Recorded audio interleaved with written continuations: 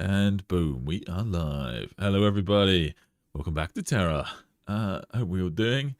Evening, people from around the world, various times and systems. Too many books, even for Games Workshop. Very true. Hey, Jabba. Graham Jim, thanks so much. Thank you to Maximus for joining the channel. Already stoked for this. Been wondering this again with the Grey Knight shenanigans. Yeah, we're going to talk about the Grey Knights. I think weirdly, I'm sort of less focused on retcons for this. It's not so much about retcons. I care more about really how and why Games Workshop get so much of their own lore just kind of wrong. Does that work? Oh, perfect. Yeah, they just get so much of their own lore wrong, which just seems, it just seems weird, if anything, doesn't it? They can't get their own lore right, which is very bizarre. The Victrix Guard is not First Company, they are Chapter Org. Sorry, I'm not sure what that's in relation to, but that's lovely. Yeah, the First Company is the Victrix Guard are just the bodyguards, basically. But they are some of the sharpest helmet wearers in the Imperium. You have to give that to them. You have to give the Ultramarines that. Evening, everybody.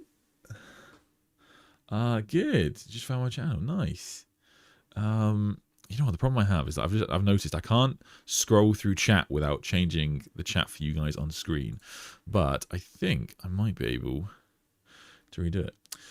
If I recall, the justification is it's canon in the sense of certain people within the setting believe it, but may or may not be true. Yeah, we'll definitely talk about that kind of idea today because, yeah, that is definitely a thing. I want to talk about the canonical mistakes that Games Workshop make. I want to talk about the ones that are not really a problem because they're just sort of just, a corporation being a corporation, and then the ones where actually it can be a little bit of a problem, and Games Workshop should probably try and be a little bit more careful here.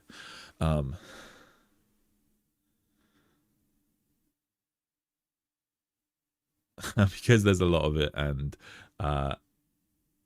there's a lot of it, and some of it is bad. Immediately ends the stream. But you can take that argument if you'd like. There's nothing wrong with saying the setting's very large, and that is definitely a big factor. And to be honest, like for a setting as large as Warhammer 40k, there are very few competitors, like true competitors. And the ones that they do have, also things go wrong all the time. Like I watch like Doctor Who in the UK, and this is just a complete mess. It's a complete mess. Bernard, thank you so much for the gift of memberships. Please thank Bernard if you get one, and jump in Discord as well if you want more. Varag said he thinks the next Primarch to return is going to be Perturabo or maybe Lorgar. As any thoughts? Well, they're both fine suggestions. I feel like they've definitely planned Perturabo down. I actually came up with a theory of what I think should happen with Perturabo, and I'll throw it by you guys. This is just like fan theory. This isn't like any kind of canon. So I get the comment quite a lot, very understandably, people saying, is Perturabo actually a demon Primarch of Chaos Undivided? Maybe he's like a demon Primarch of Vashtor, because of course we know that the Iron Warriors are siege enthusiasts and incredible combatants and incredible masters of technological warfare, and we know that Vashtor is essentially the embodiment of innovation and improvement and all these kind of previously Zechian concepts, right? And so people think, well, like Vashtor matches really well with the Iron Warriors. Wouldn't it make sense, given that Vashtor wants to be a Chaos God, that Vashtor is the patron of Perturabo? The problem with that is that the lore has been quite clear that Perturabo does have patronage from all four Chaos Gods. He even uses Nurgle abilities, etc. And in addition to that, the lore actually says that Perturabo and Vashtor have met. They have communicated and spoken, and so you can't really have him have always been a demon Primarch of Vashtor, because presumably that would have been mentioned. However, we're in the realm of magic and warp stuff and crazy nonsense where you can make anything kind of canon. And so I quite like the idea that should Vashtor ascend to godhood, or at least, a comparable state, I like the idea that he kind of steals Perturabo. I like the idea that he just sort of rips him out of the other Chaos Gods, and that makes him become part of Vashtor's power. And I think that would be quite cool. I think that you could do something like that. Again, this is pure fan theory and not based on any actual lore, but I think that would be pretty cool. That's what I think I'd do. Anyway, oh, how do I do this? What would be the best way to do this? Let me. Yes, that'll do it. Okay. Remac, thank you so much. Hey man, when are you going to post the live stream you did in between the Steel Confessors and the Dakkaplanet stream? Didn't get a chance to answer. You had to hear the answer you had to my super chat from that stream. I don't remember your question, maybe. If you post it now, I'll give you an answer now. But thank you so much. If you mean the only one I've done is the members stream, which I have edited and well, I've almost finished editing, and so that should go up like hopefully tonight. Should be as soon as possible. But yes, sorry, that one is I should get that as soon as possible. That's the words. Keep up the great work. Thanks, man. Yeah, if you post in chat, did you ever do something on the supposed 8 Chaos Gods /R and 2 the missing 4 are? I remember listening to something on the topic. I just can't remember who it was. Yes, I did. It's on my. If you go into the live streams on my channel and scroll down, it should come up. Yes, people like that topic a lot. I feel like I'm in the minority of hating Vashtor a bit. I think he stole Perty's place for, well, nothing really lore-wise. There is no need for him, in my opinion. I think that part of it, to be fair, is just the fact that it's quite hard to come up with new Chaos Gods. It is actually quite difficult. The concepts that people come up with for who could be like a new Chaos God in the setting normally encroach somewhat on the territory of something that already exists. Vashtor being a pretty good example, because I mean, if they had just introduced Vashtor as a greater demon of Zeech, that would have fit. Of course, it would have fit. Like they're very similar concepts, change, innovation. Yeah, it makes sense. But they try to come up with new ideas, I guess, to differentiate them.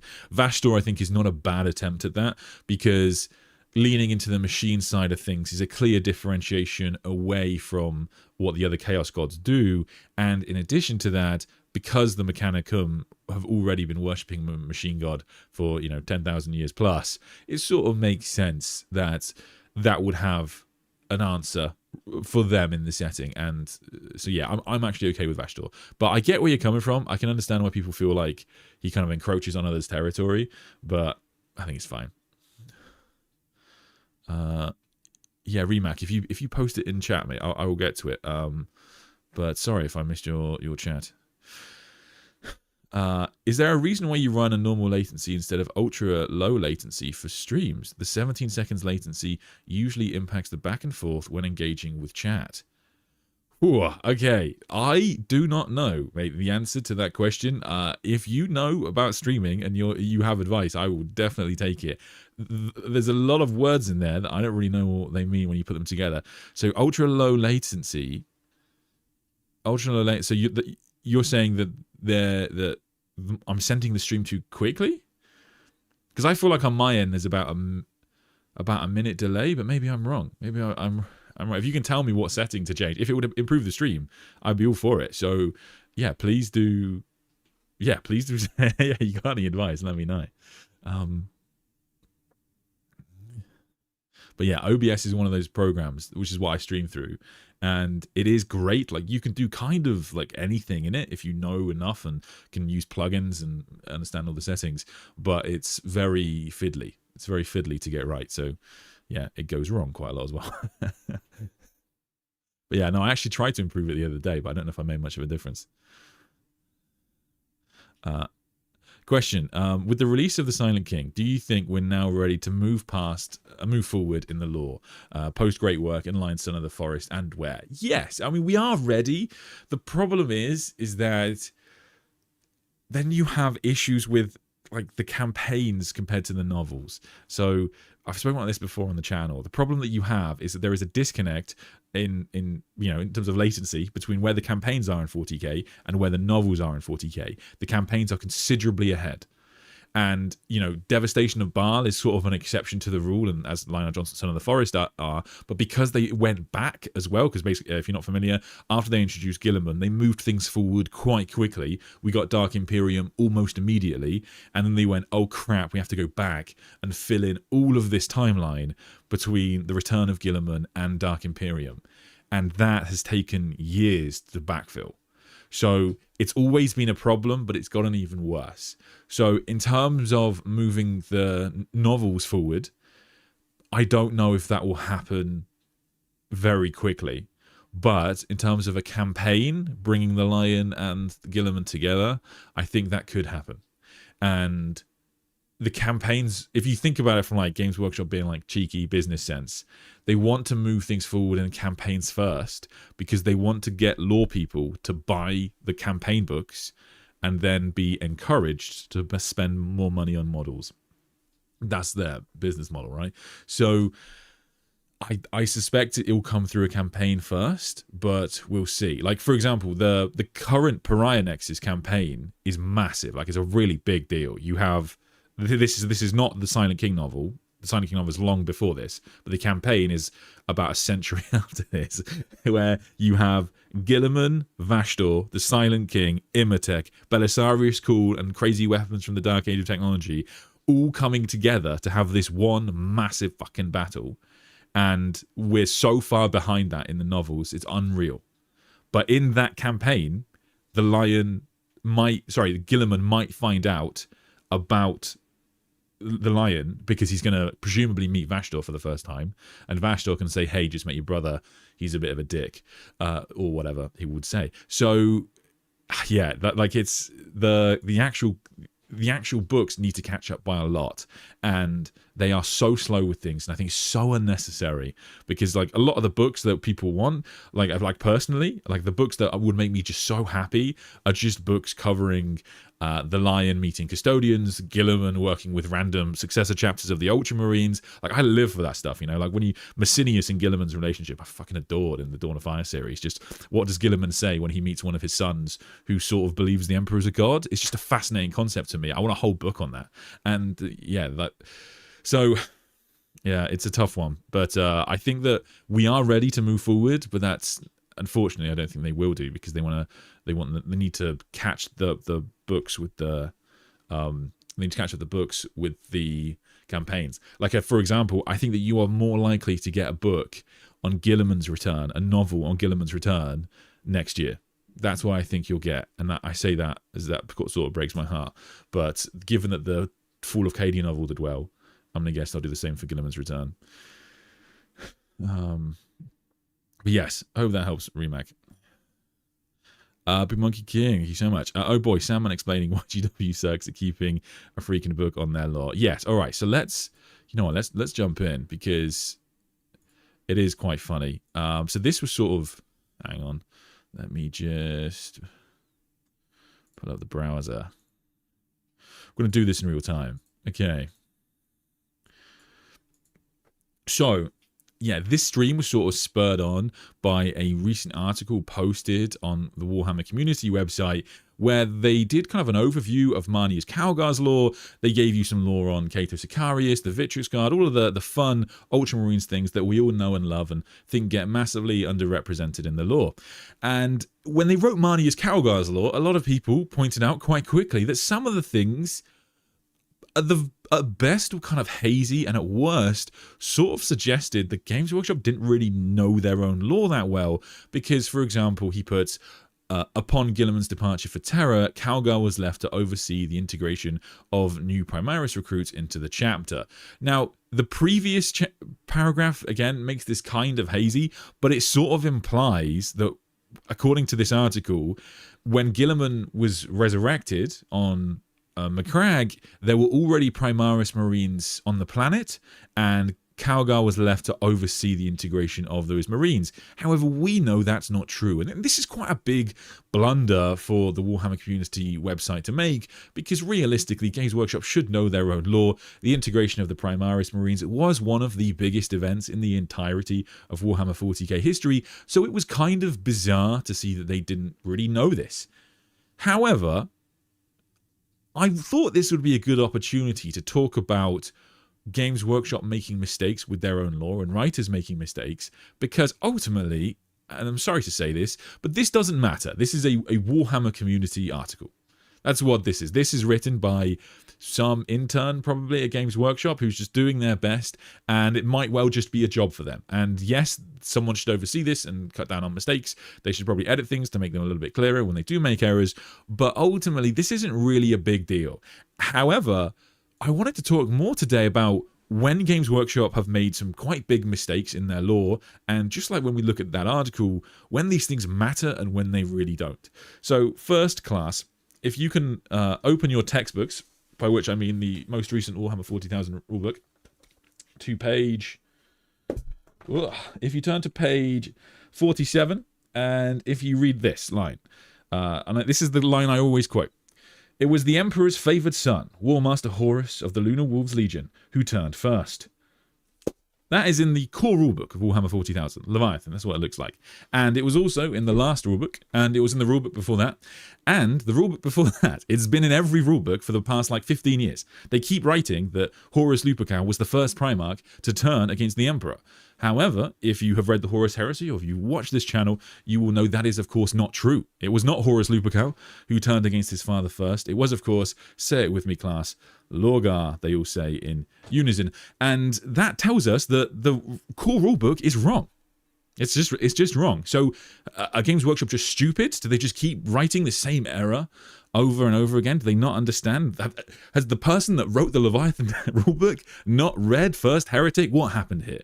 The truth is, no, this was not just not a mistake, this was deliberate. They deliberately put mistakes into rulebooks and into codexes.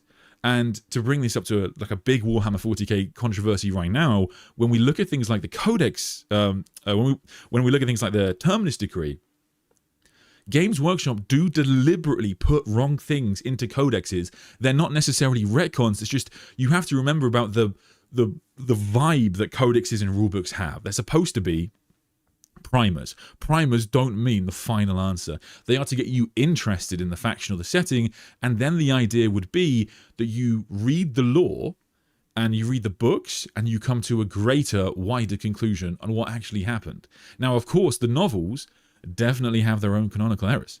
It is absolutely true that a lot of the books and novels are written from perspectives of certain characters, and if you take that character's perspective as fact, you're probably going to run into some errors because that person has biases, that person is going to have misunderstood things, or perhaps has been tricked by things like demons. And a lot of the big things in 40k can be explained that way. And again, Games Workshop put things in the novels deliberately that are wrong or could be wrong.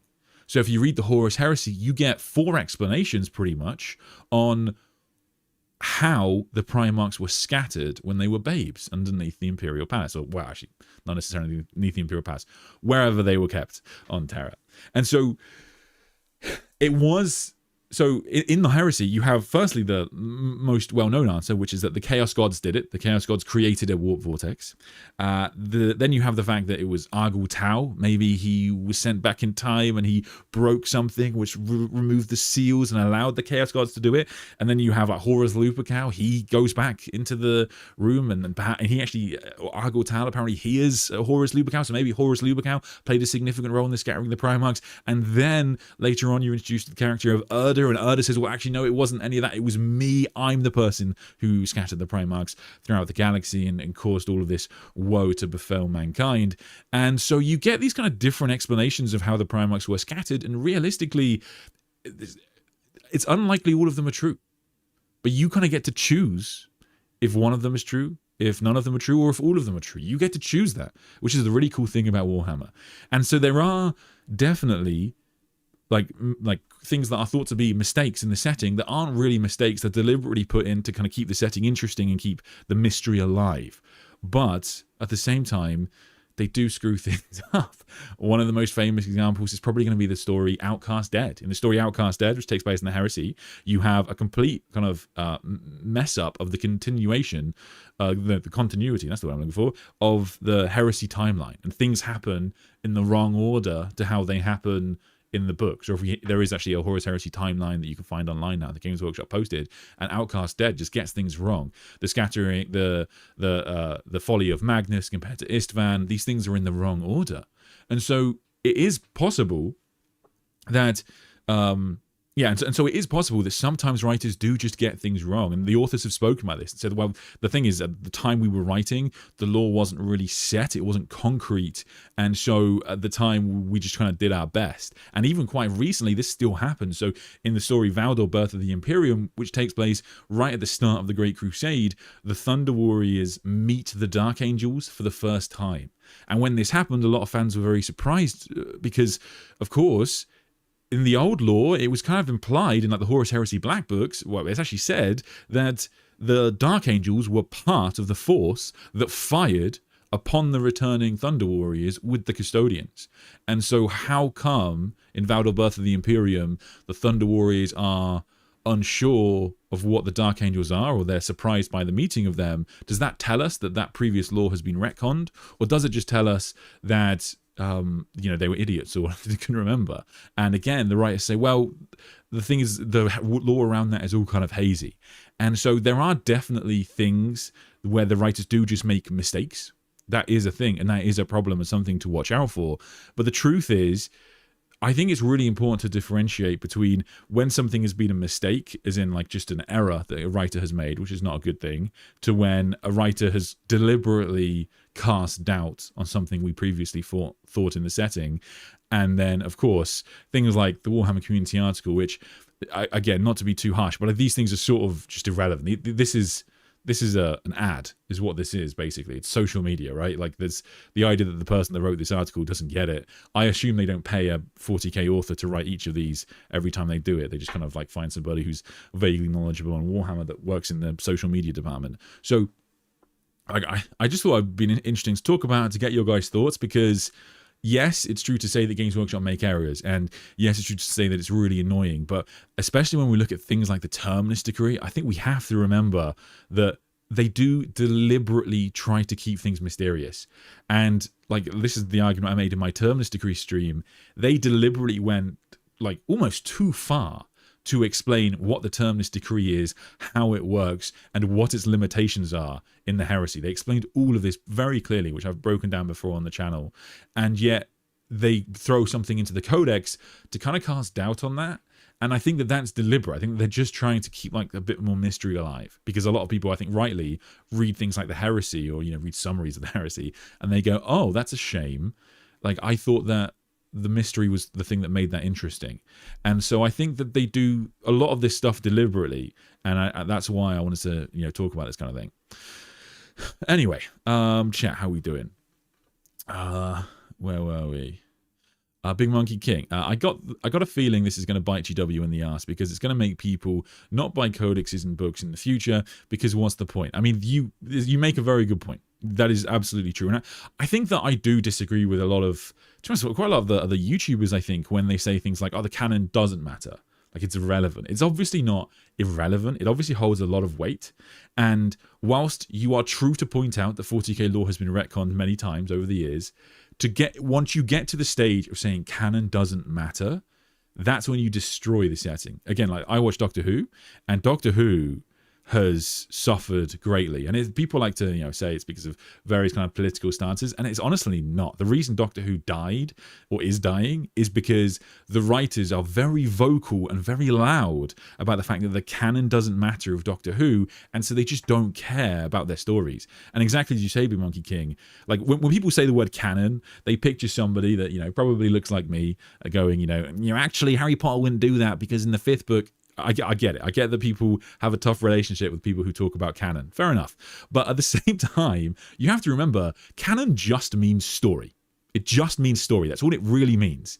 And if you get to the stage of saying that the canon of 40k doesn't matter, or like in Doctor Who's case, they were literally saying the canon of Doctor Who doesn't matter, whilst trying to get you to buy their new Doctor Who canon. They were saying the stories of Doctor Who don't matter, whilst trying to get you to buy their new Doctor Who stories. It's a big problem for the setting if you get to the stage of saying the canon doesn't matter. And I do think that's important to mention, because I think that people go too far with it. Like, yes, you're right to point out that, just because the Necrons got retconned doesn't mean you should burn your army to the ground. But that would be an overreaction, I'll be honest with you. But at the same time, people are right to point out that canon does mean something. The story does mean something. People are invested in the setting for a reason. And when people get to the stage of just sort of dismissing any kind of canonical error as just kind of like something not to worry about, I think that's a bad thing. I think that's not a good thing. And it's not like any one change is going to ruin the setting. It's sort of the attitude that you have for it. Like, that's what kind of is killing Doctor Who. It's not that they made one specific change and that killed it. It's their attitude of telling the fans that you shouldn't care about Doctor Who, and then being surprised that people stop watching Doctor Who. Do you see what I mean? And sometimes the way people talk about Warhammer, I do worry that that's going to happen. Because if you start telling everybody to not give a shit about the Warhammer stories, people won't give a shit about the Warhammer stories. So it's just sort of a very bizarre thing that happens where, I think people could kind of, I sort of like I sort of think of it as like an edginess that happens, like people try to, own people who like disagree with them on the internet. So they go like, actually the canon doesn't even matter even slightly. Like, it doesn't matter even a little bit. And it's like, well, it does matter obviously a bit. Like I like the Lion. I would be annoyed if you just retconned his entire story. Like, of course I would be. And so it's about, I don't know, there's definitely a balance. I'm not someone that will get really angry anytime I see a retcon ever, because it depends what the retcon is. But you do have to be careful on like the vibe here. Like, it depends what you want to set. If you honestly want to make the case that the stories of 40k are irrelevant, you're gonna destroy the setting. Okay. Cool hot cold. Thank you so much, bud. It's a stream setting on YouTube controls latency. Currently it's set to normal latency. There is a setting on YouTube under stream settings. There's a support page on Google with instructions. Interesting. You don't need to fiddle with OBS. Interesting. So you choose your latency on the YouTube side. Weird. Okay. Hang on. Maybe I can do that here. I'm guessing I can't do that midstream because that'd mess it up. Interesting, mate. Like, if you're on Discord or on Instagram, if you could message me, because that would be really useful to know. Thank you so much, bud. Sari, thank you for the gift memberships. Please thank Sari if you got one, and please jump into Discord, and also listen to her if she's a mod. Grim Jim, canon matters to mainstream viewers of, say, an Amazon TV show, so they got to pull it together. Yes, that is true. That is true. If you want to pull a bunch of people into the 40k canon, the 40k story, you have to sort of suggest that you think canon matters. Do you know what I mean? And Snadder, you make a comment. There is a comment by Laurie Golding about the canon statement. Will you be doing a viewer call-in thingy today? I could talk about it if you haven't seen it at least. Yes, I can do that. I'll turn it on now, and I'll get to it in a bit.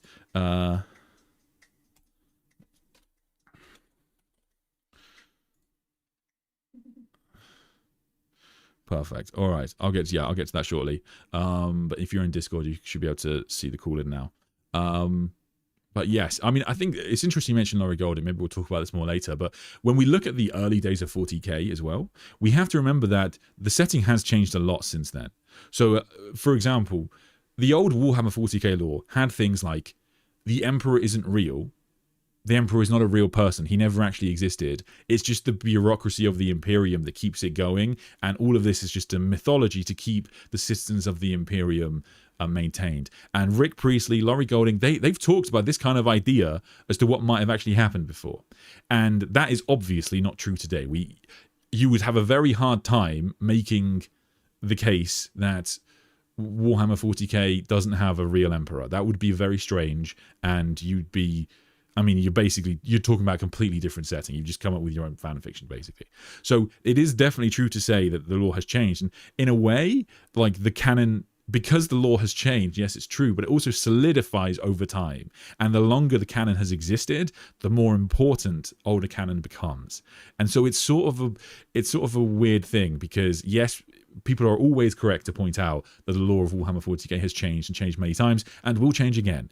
But it's not so much that like any single individual change like annoys me or anything like that. It's more the fact that like I do worry about the attitude that people have towards canon, and especially if it starts creeping into the writers, because like writers will not sell books if they believe their books are irrelevant. Like it's just sort of a weird world to get to, and like I say, Doctor Who got to like a really weird place where they were so concerned about people criticizing the canon, they went to this complete crazy place of going like, oh, I don't care about the canon, like it's completely irrelevant, it doesn't matter. And then people just went, well then why would I watch your stories if you think the stories don't matter?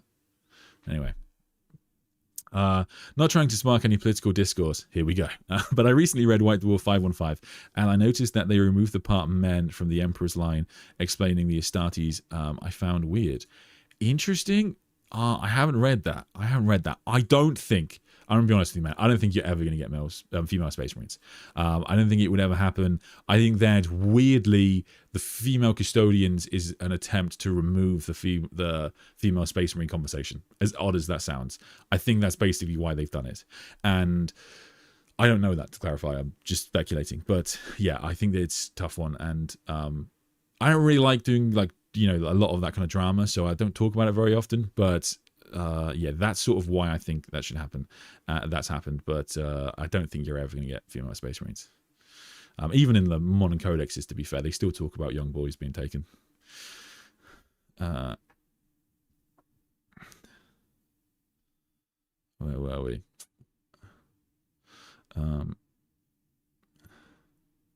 Is it maybe a case of the setting having gone on so long, with so many writers involved, so many shot callers coming and going, that the canon is inevitably going to become grayer and more esoteric? Definitely true. That's definitely going to be a problem. And we do know that like there are rumors, at least, around authors who have kind of like had big arguments as newer authors have taken on their characters, etc., which is kind of like heartwarming to hear. It's sort of what you want to hear, that like authors actually disagree with each other and will fight over certain details. But at the same time, yeah, it's inevitably going to lead to some, you know, there's going to be problems. And to be fair, that's sort of why you need showrunners. And like we do know, for example, that I have heard from good authority that there are 40k writers who wanted to do certain things with certain characters because it would have made for a good story, and Games Workshop said no. Because your book, your individual story isn't the character's entire story, and you don't get to make a complete change with this character's direction for the rest of 40k because you want to tell a good story. And the thing is, they should have these conversations. And whilst Games Workshop are probably going to get things wrong more time than not, they actually probably have done some good in reeling in some of the writers more out there ideas. I think it was why the Star Wars trilogy was so bad for fans too. I get what you mean. So like with Star Wars, I think it's a really good example where like Star Wars didn't have like necessarily massive retcons which made the trilogy so bad. But again, I do think this goes back to the treatment of canon and the treatment of like how you treat your story, because it's not so much the fact that they introduced new characters and the characters were very powerful, etc. I honestly think the Star Wars sequels would have done 100 times better if they hadn't made Luke Skywalker give up on the Jedi. Because at a certain point, you're just telling your fans you don't give a shit about Star Wars. You can't watch the original trilogy and not think that Luke Skywalker would never give up on the Jedi. It's impossible. He didn't give up on Darth Vader after he destroyed an entire planet. It is just absurd to make Luke Skywalker give up on the Jedi. And so then you introduce a story where Luke Skywalker gives up on the Jedi and you expect us to be interested in watching it? No, it's not going to happen, because you told us very clearly that you don't care about the Star Wars stories. And so it's not, a lot of the time, it's not even retcons. And that's why I think that like it's more about the attitude that writers have to the setting. That's what's more important. It's not so much that like any individual change or retcon is going to do it. But if you get to the stage, like if you get to the stage of watching Star Wars and you're like, I don't care about Luke Skywalker, I'll be honest, I question how much you like Star Wars. Luke Skywalker comes up quite a lot in the original trilogy. And so it's just kind of absurd to me to pretend that you're a deep Star Wars fan, as Ryan Johnson would say. But at the same time, you don't get Luke Skywalker wanting to reinvigorate the Jedi. I just don't buy that. And then you have sort of very lazy attempts to sort of copy A New Hope, and then it just all sort of stacks. But you'll notice that when A Force Awakens came out, despite the fact that it was basically a copy of A New Hope, outside of like South Park making fun of it, it was pretty well received at the time. It did really well. I don't know if you guys remember.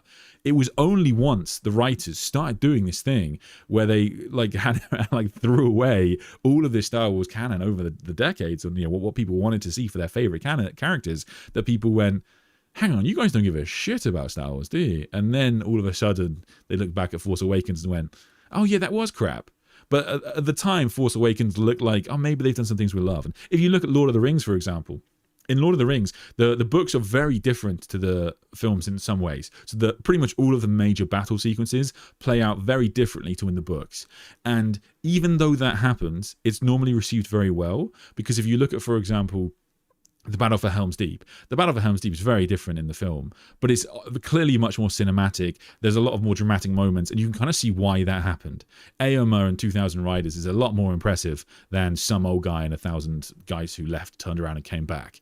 And it makes a lot more sense. Likewise, the Battle for the Pelennor Fields, it really ups the importance of Aragorn being the son of Isildur, and simply having all of these kind of slave armies in addition to everything else you'd had in that sequence might have made the viewing experience too much. So I can understand why they made these changes. But here's the thing about Lord of the Rings. You can tell it's made with such love because, for example, they'll remove scenes, they'll remove lore, but then they try to preserve as much as possible. And even when they remove lines of characters, they'll move those lines to different films or different scenes because it's just very obvious they're trying to preserve so much of Tolkien's work as possible. And that becomes very obvious, I think, when you watch Lord of the Rings. So it's really not the case that I'm saying that all retcons are always bad, always. It's just the fact that we have to be careful when we get to this weird stage of saying canon is irrelevant, because I think that it is problematic at the very least. Sorry, I've gone way off topic now, but sort of enjoying this. Where were we? Big Monkey King. I'm annoyed about them changing stuff. I'm annoyed of them giving half-ass explanations like cool figuring it out as a concept. Yes, I can get why you'd be annoyed at Cool. I do get that. I actually quite like Cool as a character. I'm very glad that they built him into the heresy in Wolfsbane. He actually got some good backstory, and him as a character is actually pretty good. Of all of the new characters they've introduced, I would say he is one of the best. He's one of the best written, and Guy Haley's done a really good job there. But yes, there are definitely some sort of lazy explanations. The Primaris Marines were definitely a commercial move, and I want to agree with you that is not good, but here's the thing. Primaris Marines may well have saved Games Workshop. They may well have been the big thing that saved it. So it's kind of tough to be too annoyed at them there. Do you know what I mean? But yeah, objectively, it did suck. Like, there was a lot of things that suck. Like, people have a habit of sort of like shouting down anybody who complains about anything. And I don't like to do that because a lot of complaints are valid. And as somebody that just had very large firstborn armies, like I had so much Ravenwing, to just have that all become obsolete, or at least I can move it to Heresy now. But to have all of that kind of be replaced at the time, that for real, that sucked. Like, that was awful. When they released Primaris Marines, and you were like, oh god, my entire army. Oh god, like, what's gonna happen? So you have to be careful. Star Wars always loses when it loses with its canon. I remember George Lucas made multiple versions of certain scenes with different characters because of things as silly as CGI limitations. Yeah, I know what you mean. I mean, that sort of thing can be annoying, and yeah, it's sort of odd. I do think you have to be careful about trying to make your, like, it is interesting, like Han Solo's character, for example, shooting first, blah, blah, blah. It's sort of like, it's your attempt to add a morality onto Han Solo that's just not really appropriate in the setting. Like, he's supposed to be this rogue. That's kind of like the point of the character. And then, I don't know, I guess because nowadays we'd be like, who would ever like a character who shot first? Who would do that? So they end up retconning like weird things like that. And it's sort of, there is a certain point where you're like, what are you doing? Like, just let him be Han Solo. let's be fair, the Space Marines have been carrying GW for the entire 20 years. Yes. I think in 2001, Uruk-hai outsold Space Marines. But outside of that, I think the Space Marine Tactical Box, or the Primaris equivalent, has now been the biggest seller every single year for Games Workshop. So they sell a lot of them. Never expected you to talk about Lord of the Rings. Yeah, good. I mean, I know my Lord of the Rings pretty well. I would say I read Lord of the Rings like every other year, and I've read the Silmarillion I think twice. So I know my Lord of the Rings pretty well, but yeah, I guess it's sort of weird. Sometimes I think about making other types of content, but because Warhammer is so large, like I've never approached any setting like I've approached Warhammer. You know, that just having to have read hundreds of books is just like, if you told me that now to start for like I don't know, the Star Trek canon or some of the animes that people are like have massive lore, that would seem so daunting. So I don't know if I could ever do it, but yeah, there are a lot of things that I like. Question: now that Warhammer has changed from a setting to a narrative experience, do you believe we will see a true ending to the Humankind story, or will GW try to continue for revenue's sake? I mean, at the very least, we have... What do we have? You've had 2 Primarchs in 6 years, and then we've got 5 left. So you got at least 30 years to go before we even approach the end times. And then you have like the Starchild plotline, which will come at some point. How long would that last? You know, they're going to introduce some new character who's like a new emperor. They'll stick around for a while, and then they'll have to presumably die, or at the very least, you know, rejoin with the Master of Mankind. So that's going to last, you know, probably a decade. So you've got like half a century at the very least at the pace they're going at. And so I don't think it will necessarily be in our lifetime. But if the sales drop, you know, that would be what would do it. And to be fair, it could well happen. Because as well as Games Workshop is doing right now, and it is doing very well, you can't, you know, it doesn't necessarily mean it will last forever. And it's not like it's the most solid business idea in the world. It's just we're all maniacs who spend ridiculous amounts of money on toys. Ardia, what is actually considered lore in Warhammer? Books and codices, White Dwarf articles, author interviews, games like Rogue Trader. It is a nightmare to figure out anything. Yeah, it's a good point. It's a good point. The lore is kind of everywhere, and you sort of have to weigh everything up. I think a lot of it comes down to not just where it is, but sort of who's saying it. I guess the codexes normally come from a specific place. Sometimes they have quotes from characters in codexes, but most of the time they're sort of written from this sort of weird vibe of like an unreliable narrator who's sort of vaguely knowledgeable on this faction for whatever reason. And so yeah, that definitely holds a lot of weight. But for example, compared to a Primarch's opinion or retelling of what happened at, let's say, the events at Ulanor, I would take the Primarch's opinion in a novel every time. It sort of depends what you're looking at, I guess. And that's sort of the fun, because like you can disagree with me on that. That's absolutely fine. And if someone says, no, that I would back the codex on this, and I think that, you know, Rogue Dawn's account is incorrect, I think that's fine. That's sort of the fun of it. But yeah, I guess it depends. I think that you can kind of tell, and this is the problem that codexes have created.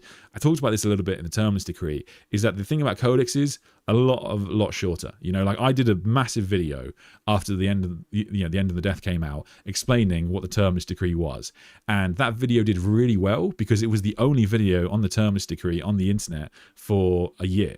However, as soon as the Grey Knights Codex comes out and there's a single paragraph explaining what the Terminus Decree is, every YouTuber and their mum has got a video on what is the Terminus Decree. And it's because it's a lot easier to make a video when there's one paragraph to when there's, you know, what's that going to be? 5 books building up a plotline. And it becomes very obvious quite quickly that Codex lore gets held to such a high level because YouTubers go to it so often, because they're not going to read the novels, they're going to read the codex because it's just shorter. GW needs to hire a team to keep track on the lore. They do, and I think, to be fair, that's sort of Nick Kime's job nowadays, and actually he's pretty good at that. I think he's actually good at that job. I think that's a good job for him, and as long as he's not actually writing. He does well. But I think that he actually does have a good grasp of 40k and the canon, and I think he understands why these things are important. So I do think he's going to happen. And I must say, I'm not particularly worried about 40k as a thing. I guess when I'm talking about these things, I feel like I'm more arguing against like the prevailing mentality of the fandom. The canon doesn't matter more than the mentality of the writers. I think that most writers would agree with me. GW will always make content that makes them money, and I think because of this we aren't going to get an authentic ending. This is what happens when there is big money involved.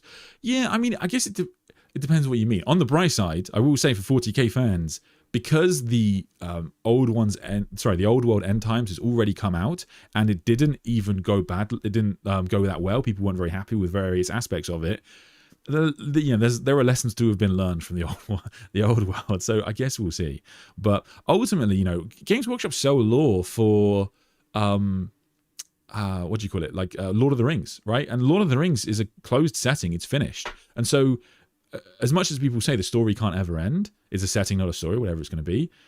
To clarify that, they do sell models for closed settings, and there have been times when Lord of the Rings did better than Warhammer 40k.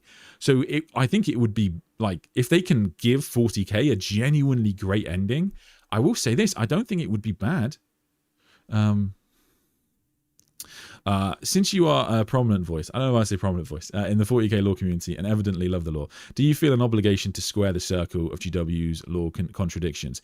Yes and no. I mean, yes and no. I mean, I think it's important, like I'm glad that people like Christian, I don't think he's in chat today, but I'm glad to have people like him who can humble me and say that, like, Ed, you've added your opinion in here. This is not actually what the book says. That's really important. And I think that the funny thing is like, I watch quite a lot of politics stuff in like my own time. It's like, my wife's very political, and like the funny thing is Warhammer 40k lore is weirdly held to like a higher standard than a lot of politics. Like most people that will watch their favorite streamer or favorite newscaster or podcaster, and they take whatever they say as fact. But in the 40k lore community, we actually do like, I think, a much better job, because people will be like, look, you can like Sandman of Terra, you can like whoever you want, but like, to clarify, what he says isn't necessarily right. And if you want to get to the actual facts, you should read the books yourself. And so I think that that's really important, that people remember that, like, I do have my own opinion. I'm obviously going to be biased. I remember when Quipster and I did the video on Cypher, we had like, we'd read a certain scene entirely differently when Cypher, I think, talks about his corrupted brothers.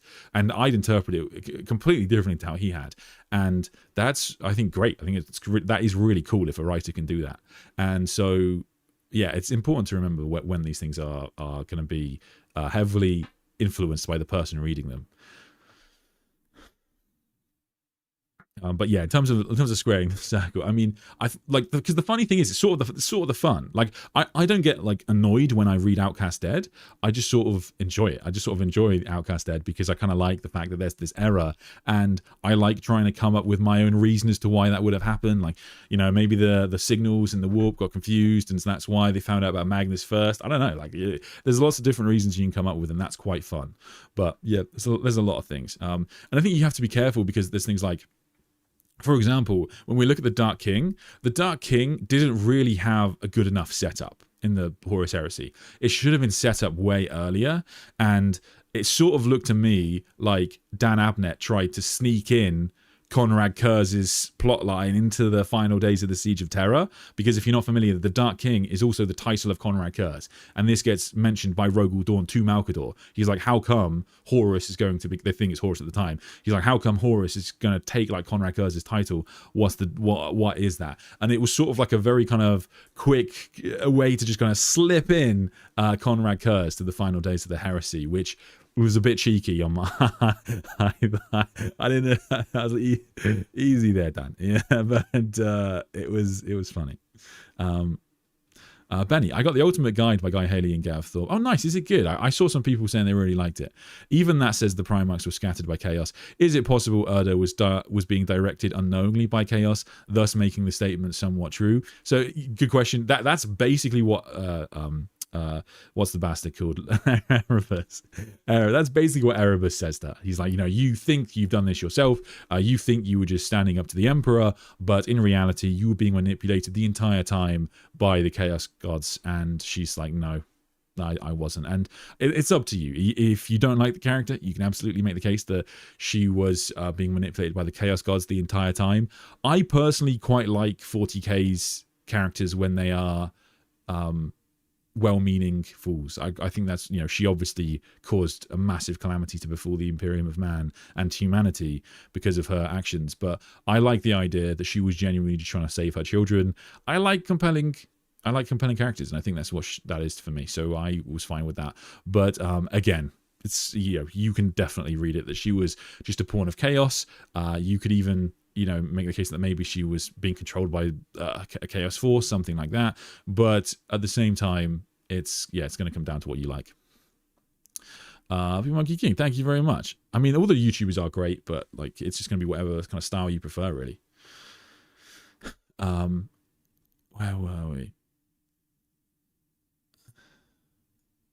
I can't finish the Vaults of Terror. I zone out at the audiobook actor. Interestingly, I'm so mad I didn't listen to the preview. I wouldn't have bought it. Do confuse me so much reading The Reverie. Interesting. I think I only read the novel for that one. I don't think I have that one on audiobook.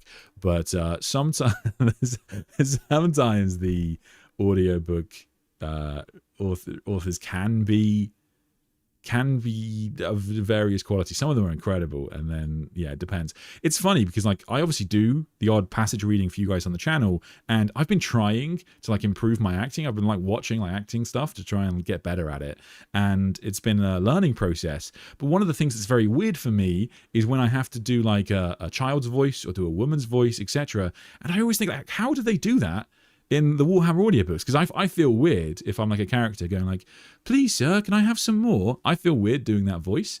And I'm like, what do the professional voice actors do? And then you listen and you're like, oh, they just do that. They just do that exact same thing. But it doesn't seem weird when they do it in the context of a story. But I guess because I sort of isolate lines, it's sort of weird for me to introduce something and then go, and then she said to the Emperor, hello, Emperor, how are you doing today? I don't think that's a real line, but you get what I'm saying. So I think that a lot of the voice acting stuff is a lot of it I've had to learn is sort of like being willing to like, I guess, sort of make yourself look silly kind of thing. That's been an interesting journey. But I need to do like some proper lessons, I think. Folks who get angry at lore consistencies should probably keep away from real history. It'll drive them crazy. That's true. I mean, that's a very good point. Like, I'm not a big student of history, but I know the odd thing, as we all do. And it's always sort of fascinating to me when people talk about proof, and then you're like, oh, what kind of proof is there for that? Like that we know for sure that this thing happened, and then it's like, oh yeah, there's a tapestry from the 7th century, and it's like, okay. But that tapestry could just be wrong, right? Like it could, and I guess it's sort of funny because in a weird way, a lot of 40k lore, like because of the nature of nerds and we do come down on each other, I think very hard at times, and understandably so, we're all very passionate, that weirdly, when I listen to a historian and they say, and then what happened was this character went into the city and he killed everybody there. And you're like, and then you look into it and you realize there's just like one account of that event happening. And then you go, okay, so to clarify, like that could have been entirely made up. Like for example, an example is Prima Nocta, right? Prima Nocta is in a concept that they talk about in Braveheart, where on the first wedding night, it said that the Lord slept with the man's wife over the man himself, right? Horrific, evil practice. Not true, even slightly. I saw it online, right? Because that idea was taken from like a pamphlet or something from early English history, basically listing the kinds of evil practices that you should stay away from. And there's no actual recorded history of, in the UK or in any society in history, ever actually employing that. And you can sort of imagine why. Like, do you really think any kind of commander or lord would last very long if he took everybody's wife on their wedding night? He would be killed very quickly. So it's sort of fascinating that like things can get taken so quickly out of context with history, and in a way it's kind of funny because I guess it's because, like you say, you'd have to stay away from history if you cared too much about canon, because like there's just so little actual proof for so many events, weirdly, and historians can only talk about the things that they have, but it's sort of fascinating, I guess. James, Ed, you are a legend. Thank you so much. Ari Cypher, my real name is Ed, by the way, if that didn't make sense. Ari Cypher, do you think Cypher's role could be to kill the Emperor at the right time so his soul can become one with the Star Child? it would definitely make sense that that was the original intention to me. I think that that sort of thing would work, given the old Star Child lore.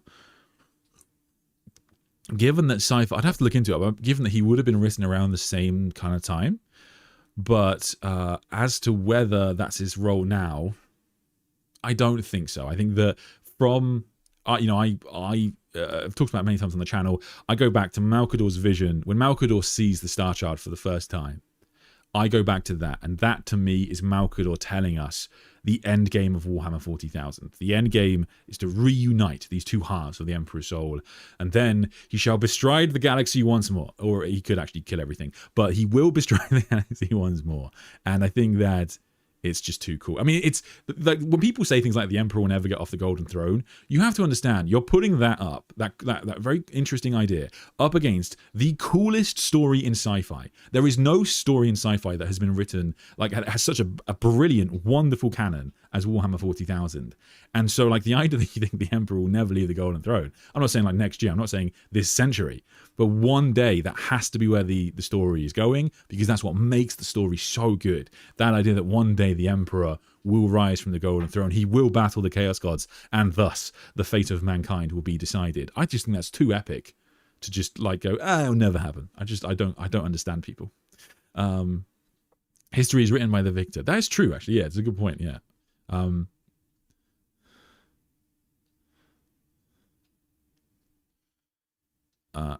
Only thing I'm certainly in love with actually happened the way it happened is everything that occurred in the last 150 years, because that happened in my lifetime. Yes, I know what you mean. I mean, yeah, I mean, of all the things that I think the Games Workshop should retcon, sorry, it just made me think of this, is the numbers of 40k, right? This is quite a common thing. You'll see this mentioned quite a lot online, is that if you have a look, even like Star Wars gets this wrong as well.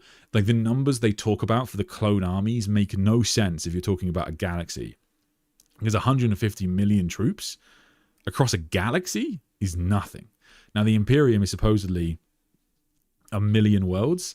And so when you have like, you know, tens of millions of guardsmen, you're like, well, that's actually even if you have, you know, tens of billions, tens of billions, that's actually not that many men to take a world, an entire planet. I mean, guardsmen have some severe limitations. So it's, yeah, it's kind of fascinating that they, if they were going to retcon anything, I'd retcon that. I think Space Marines weirdly are less of an issue for me, because the idea of Space Marines being super soldiers and you only need 7 of them to take a planet, as comes from the Fulgrim novel, that's sort of fine. I'm kind of okay with that. But at the same time, the guardsmen can be an issue.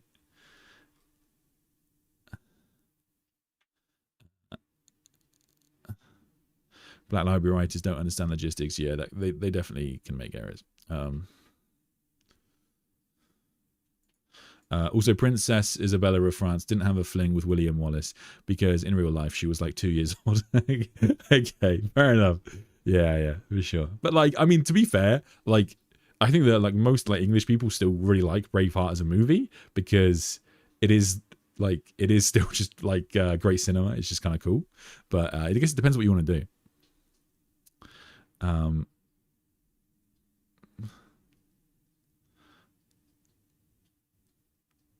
Taking history in school versus in college, I can confirm it's a lot like codexes in every edition. It changes a lot. Yes, that's true. That's true. I mean, like, it would be really good. I think that they should clarify some things, and I think that whilst mystery is good, I think that confusion can be bad. So like the Tyranids are probably my favorite example.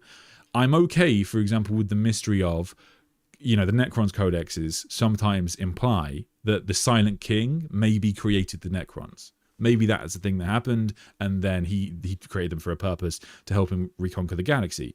However, I'm less okay with the discrepancies in the 4th edition Tyranids Codex, the Caiaphas Cain series. These series that basically imply the Tyranids have been there for a long time and not really explaining why. And it's not that it's like going to ruin it for me. It's just, I think it would be good to explain that perhaps the hive mind had scouts, or the hive mind there are multiple hive minds, or there's some sort of reason as to why there were so many Tyranids supposedly, allegedly, in the galaxy long before, Hive Fleet Tiamat, Hive Fleet Behemoth, these early Hive Fleets arrived. Don't look up the real Pocahontas facts. Okay. I mean, that doesn't sound like that's going to be as fun as the Disney movie or movies. Isn't Chaos destined to win? So the Star Child storyline and the Loyalist Primarchs returning is just false hope. Like, that's a thing that people say. That was definitely the intention of some of the original writers of 40k. So yeah, to be fair, I'll get, like, that is true. So that was definitely one of the intentions of the original writers of 40k, that the Imperium is just doomed, and they wanted to create a setting in that universe. So that works fine. But that doesn't necessarily mean that's the way it works today. Because, like I say, those same writers who created that narrative also created a narrative where the Emperor didn't really exist. He was just like the bureaucracy of the Imperium, and he could have been nothing. And there were no Primarchs, etc., etc. So, like, you have to remember that, like, the Games Workshop today do treat 40k very differently, and honestly, in my opinion, some of that is for the better. Like, there's many things about Rogue Trader that I have such a fondness for, but there are some things that changed over time that I do think are better. And I am personally much more interested in a setting where the Imperium isn't just obviously doomed, because it's not for nothing. I think it's just dull.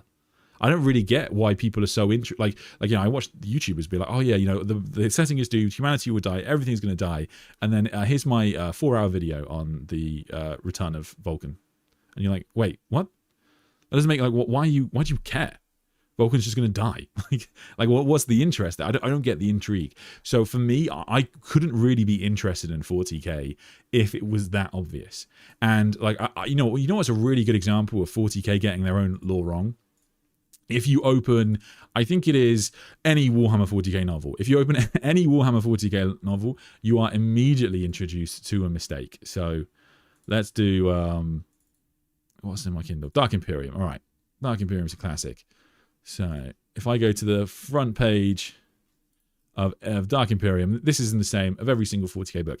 In the 41st millennium, 10,000 years have passed since the Primarch Horus turned to chaos and betrayed his father, the Emperor of Mankind, plunging the galaxy into ruinous civil war.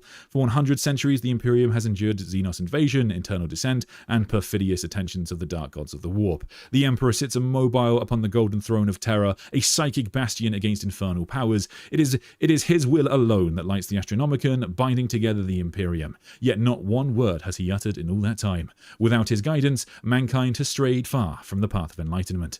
The bright ideals of the Age of Wonder have withered and died. To be alive in this time is a terrible fate, where an existence of grinding servitude is the best that can be hoped for, and a quick death is seen as the kindest mercy. As the Imperium continues its inevitable decline, Abaddon, the last true son of the Primarch Horus, and now Warmaster in his stead, has reached the climax of a plan millennia in the making, tearing reality open across the width of the galaxy and unleashing forces unheard of. At last, it seems, after centuries of valiant struggle, mankind's doom is at hand. Into the darkness, a pale shift of light permeates. The Primarch Rabute Gilliman has been weakened from deathly slumber by alien sorcery and arcane science. Returning to Terra, he has resolved to set right this dire imbalance, to defeat chaos once and for all, and to restart the Emperor's grand plan for humanity. But first, the Imperium must be saved. The galaxy is split in twain. On one side, Imperium Sanctus, beleaguered but defiant. On the other, Imperium Nihilus, thought lost to the night. A mighty crusade has been called to take back the Imperium and restore its glory. All mankind stands ready for the greatest conflict of the age. Failure means extinction, and the path to victory leads only to war. This is the era Indomitus. So much of that is just kind of lies and things that aren't true. And that's not a mistake, they're just not true. So you can, if we just pick out a few things there. Firstly, the Emperor has spoken in the 10,000 since those years. Secondly, it hasn't been 10,000 years since the Emperor has been interred on the Golden Throne. It's been far longer. And in addition to that, you can be born in the Imperium of Man and have a pretty good life. This is an exaggeration. This is pushing the idea to its kind of like peak. And so when people like really latch on to this kind of paragraph and they say things like mankind's doom is at hand, I'm like, but that's that's like, it's an exaggeration. That's sort of the point of this passage. They exist at the start of every single 40k novel as like a twist on the idea, and sometimes they get things just objectively wrong. If we have a look at the Vaults of Terror series, where's that book? Yeah. Oh, where's it? Where are you? Yes. Okay. Cool. Carrion Throne. It'll be in there. If we have a look at Carrion Throne, so in Carrion Throne, I'll just read out a small part of that. So, the Emperor of Mankind. This is the start of 40k book. This is at the start of most 40k novels. He is a rotting carcass, writhing invisibly with a power from the dark age of technology. He is the carrion lord of the Imperium, for whom 1,000 souls are sacrificed every day so that he may never truly die. So just to clarify, in Chris Wraight's own series, in that series, he explains that that line is completely false. The Emperor of Mankind is not preserved by technology from the Dark Age. It's very specifically not technology from the Dark Age. In actual fact, the fact that it's not technology from the Dark Age is the big problem in the novel. But that line he still puts at the start of the book because like things like this line are supposed to be an exaggeration of reality. In truth, like you have to look at the way humanity is, I think. And the truth is that I don't think you can really make the case that humanity is doomed. If you look at the greatest threat to the Imperium of Man right now, I'd probably say it's the Tyranids, right? Although narratively, chaos are the big enemy. But the Tyranids seem to be the most powerful force in the galaxy right now. I would say post-reading The Silent King, who I think the Necrons are probably not as strong as the Tyranids right now. And if we have a look at the Tyranids, the hive mind seems to be like of a godlike power, but we don't know whether the Emperor could actually just snuff out the hive mind. The Emperor is a being of unimaginable power, so strong he can burn the Garden of Nurgle, and can the hive mind match that? We just don't know. Like the Emperor is a being that the setting has just not seen before, and we don't know exactly how powerful he can become or will become. So I don't really think you can make the case now that humanity is doomed, and I'm really glad about that. I don't think many people would be interested in 40k if we were just like, yeah, everyone's going to die. Like they ran that for decades, and 40k nearly died because it's just not entertaining. 40k survives because of one reason and one reason alone, and that reason is Rabute Gilliman. It's not really Primaris Marines or Finecast or Lord of the Rings, whatever it is. Rabute Gilliman is the reason Games Workshop is this billion-pound company today, because ultimately, like even if you're mildly interested in Warhammer 40k, if I read that line to you that like, you know, in the darkness of a pale light, into the darkness, a pale shaft of light permeates. The Primarch Rabute Gilliman has wakened from deathly slumber by alien sorcery and arcane science. Like that must entertain you. Like that has to. You must think that is cool. And so I just think that, like I can't buy that the Imperium is doomed, because I just think it would be too dull, and B, I don't think it actually matches what is happening in the Imperium right now. I think there are many things that are bad, and there are many things that right now we can't see the answer, but there are so many unknowns in play that to be confident the Imperium is doomed, I have to disagree, Alia. Sorry, very passionate about that idea. I've argued with Christian about this many times. Anyway, where were we? When will Xenos get Imperium depth level of lore? Oh God, you'd have to buy a lot of Eldar to make that happen. Imperium depth lore. I think that who's come closest? Yeah, none of them have got anything even comparable. I mean, Phil Kelly's series for the Tau was very unpopular. The Tau have a lot going for them that people do like. I think that Case is a really interesting character. I think that Elemental Council was really good. I think that the Tau Vat as a god is a great plot line. But I think that once again, the novels are so far behind the campaigns. It's just there's nothing really to pull you in. And so yeah, there's that. That's not going to be good. And then yeah, the Tyranids have a narrative dead end. The Necrons. Yeah, the Necrons slip between overwhelming existential horror and just kind of like quirky, funny robot humor.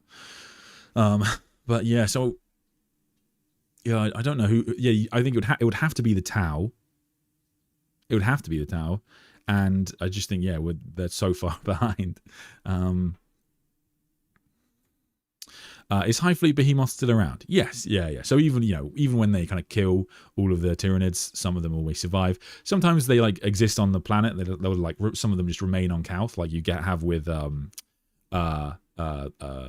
old One Eye story, for example. But sometimes like the High Fleet is shattered, but small amounts of them kind of leave, and then if they can absorb more worlds, they can kind of rebuild their strength. So yeah, all of the High Fleets, as far as we know, are still around, and they also can create what's the phrase I'm looking for, like alternate strains. So you have like Behemoth but slightly adapted towards desert warfare, whatever it's going to be.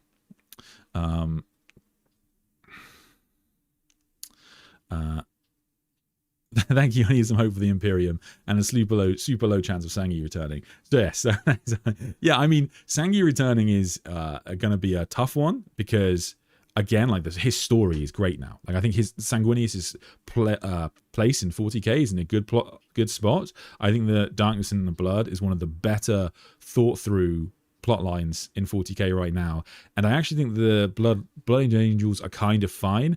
I think what the Blood Angels need personally is another character. I think they need another up and comer. They need a Sicarius. They need a Lazarus. You know, they need someone like that who the fans can kind of get behind, because Dante and Mephiston, their lore is in exactly where it needs to be until the end time. They have such a good story. They have such a good connection. They have such a good connection to Sanguinius. And if anything, I think we just need more Blood Angels characters. And yeah, that's what I would do with them. Far longer than 10k years. Yes, but it's over 10k years now. So sorry, this is what I mean. To keep the narrative interesting, they will keep the factions waxing and waning. Imperium will be on the front foot for a while, and then on the back foot, and repeat, allows for stakes without end. Yes, I think that's far more likely in the meantime. Definitely. Case from the Warrior book / game. I love them both. I can't remember if they retconned that. I think originally it was supposed to be Case from the Fire Warrior game, and I think it still is. I can't remember if anyone remembers, but yeah, I mean he's still a great character. And yeah, he's basically if there's a story called War of Secrets, which talks about him, and he's kind of like the Serenity from like Firefly. That's kind of like his vibe. He's like this, he can't like use his full power. He's not like psychic or anything, but he's like a living weapon, and when he's unleashed, he can just kind of take out massive amounts of space marine. He basically takes on an entire successor chapter of the Dark Angels and does pretty well. So he is a monster. And then he escapes, but in the most recent Tau Codex, there is a reference to him fighting for the Tau Empire again. So presumably they recaptured him, but maybe they'll, yeah, I don't know what Phil Kelly's doing.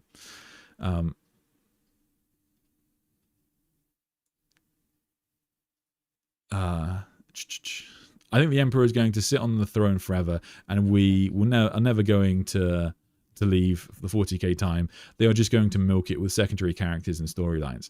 So I think that's probably the plan right now, is just to keep everything as is. You want things to move as slowly as possible because you just want to sell models. But the truth is, I think Games Workshop have...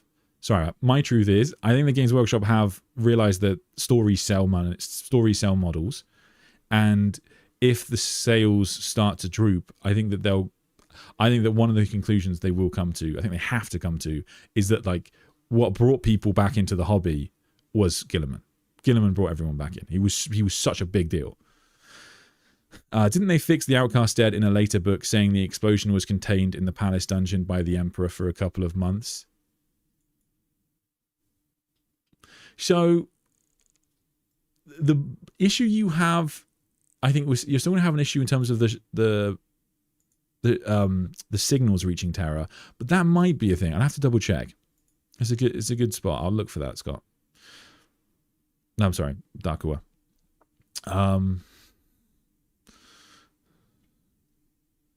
GW is in trouble. They are at a narrative dead end, and they are afraid to take risks. I think that they are very much not at a dead end. Like they have so many options right now. There's so much they can do. They're just choosing not to do it. And some of it, to be fair, might be author related. Like you'll have noticed, there's a lot of the new author, a lot of the books I've reviewed that have come out this year and last year. they are authors that you might not recognize or you might not have heard before. And the reason for that is because they kind of brought in a whole new crop of authors. Some of the old authors had left 40k. Some are presumably working on things like the Amazon TV show or have their own products. And I think that they are hesitant to trust a lot of new authors with big characters. And so I think that that's going to be one of the reasons. Like it's just sort of like, when in doubt, give it to Guy Haley, because they, he can be trusted just to write a good 40k novel. This is what he does. But like Mike Brooks's stuff got reviewed really well. People really liked the Lion book. People really liked his Alpha Legion books. So like, we know Mike Brooks can be trusted. I think that they wanted to have a big Sisters revival, but I don't think Morven Val was received very well. And I've spoken about this before on the channel, and even the Demon Breaker, which I did a review for last year as well. That book, again, has some great potential, but I don't think it was particularly popular with with Sisters fans. I don't even know how popular the Ethereal Sturm stuff has been. I haven't heard a lot about it, and I think maybe Ethereal Sturm she's old 40k. Maybe she's like too old. Like maybe she just comes from this area of 40k that most people don't know who she is or don't really get the hype, so they're not interested. The Monkey King. I read Wolf Time. Good lord, that book was boring. And found out the Custodians don't like each other that much. Yeah, I think the Custodians are good in that respect, I guess, because they have they're just an army of heroes, right? That's what they're supposed to be. But yes, try not to have too much Wolf Time bashing every stream. But yeah, that did suck. Give me more ADB and Nate Crowley. Yeah, I mean, I think everybody would like more ADB. I think we'll probably do some more ADB this week, actually. You're far too forgiving to the people that have showed open contempt for their fan base and people like us. They're not just ignorant or talentless. They're purposely malicious. So I think that there can be some of that. We're going to be totally real with you. I think that the Joker was probably the most famous example where they just sort of, like, they were very open and clear that they didn't like the Joker fan base. And a lot of it just sort of like does piss me off, right? When people do this thing where they're like, you don't understand Breaking Bad if you like Walter White. You don't understand Batman if you like the Joker. I'm like, no, people get it. No one likes the Joker because they're like, oh yeah, I want to kill. There was like edgy teenagers that share quotes of like a picture of Heath Ledger and then like a Joker quote on it or something that sounds like a Joker quote, and everyone's like, oh god, that's annoying. I get you, it's annoying, but like, to clarify, those teenagers aren't doing that because they don't understand who the Joker is and think that it would be cool to kill people. They're doing it because in The Dark Knight Rises, no, Dark Knight Returns, no, The Dark Knight. In The Dark Knight, Heath Ledger will just walk into a room full of gangsters and be completely unfazed. That is an admirable quality. And for some reason, when nerds like a thing that is like a questionable character, people really like scrutinize it. And like, oh, why do people like Walter White? Like, what's going on here? And it's like, I mean, Jane Austen writes characters that are complex. It's famous. It's a famously old trait that you would introduce characters that are complex and maybe not someone you would want, like, babysitting your kids, but they're still characters that like have a quality that's admirable. And for some reason, when nerds kind of latch onto certain ideas, like, it just really annoys people. And I'm not the biggest DC guy in the world, I'll be honest with you. I haven't read the DC comics, but like, I do sort of think, to be fair to the edgelords, leave them alone a little bit. Like, they're not that bad. All they're saying is that they like characters who can be strong against foes that seem very powerful. That's basically what they like. People like Walter White because Walter White said fuck you to the people that he thought had humiliated him. That's what they liked. They didn't like that he destroyed his family. No one's saying that they, I don't think when people share clips of Walter White, they're going like, oh yeah, I want to be a drug lord. I don't think that's what they're saying. They're just, they're just saying that they like the idea of someone who stands up to people who piss them off. And so, yeah. But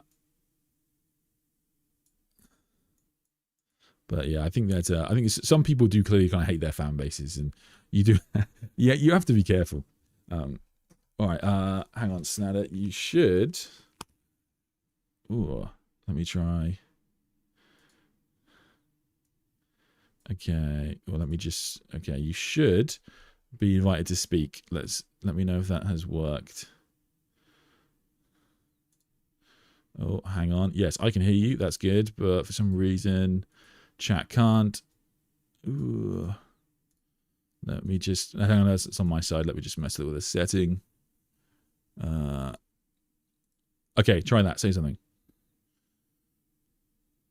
Snada, you there? What, speak, you mean? Yes, I got you. Speak? Cool. You're through. Yeah, You're live. I was gonna say it to you. Your mic is absolutely cooked on Discord. Oh, that's fine. Yeah. Sorry. I think it's just sort of inevitable because my mic is being used by the streaming software, and so it's using I think it's using the mic in my camera. I think that's what it's using. So yeah, sorry, that's just inevitable, I guess. That's fine. I'll just tank through the. It sounds kind of like a radio show. But I'll talk through it.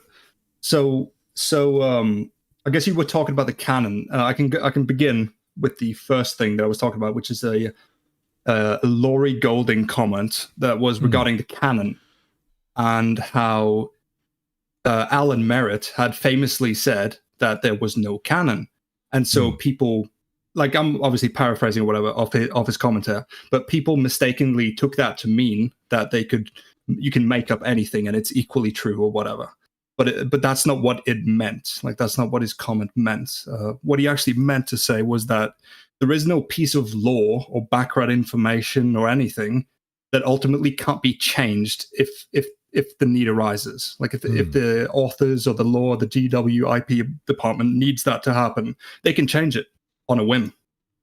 And that's completely fair. Like, that's, that happens sometimes. No, I'm with you. Yeah, that's pretty much where I stand. Like, I don't have a thing of going, anybody and any single retcon is going to destroy the setting.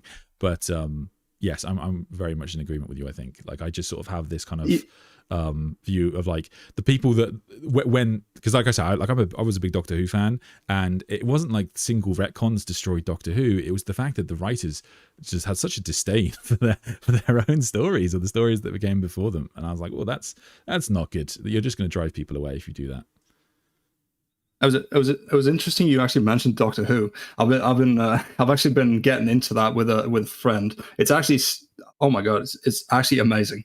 Capaldi, my beloved, my absolute goat, the best Doctor, for real. But yeah.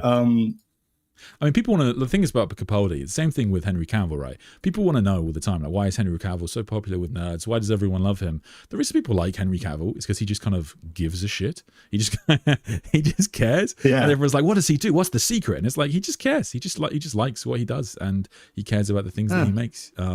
But yeah, same with Capaldi. Like, Capaldi wanted to be the Doctor for, like, since I think he wrote a letter to the BBC when he was like 7 years old, wanting to be the Doctor, and that was very evident when he got the job. So people were so happy for him. Yeah, it's just about, like, I think it's a really healthy thing when universes or whatever, like series or anything, like, hires people that are actually they've actually, like, had a connection to the series itself for a long time. So they're obviously going to have, like, a really deep respect for the IP.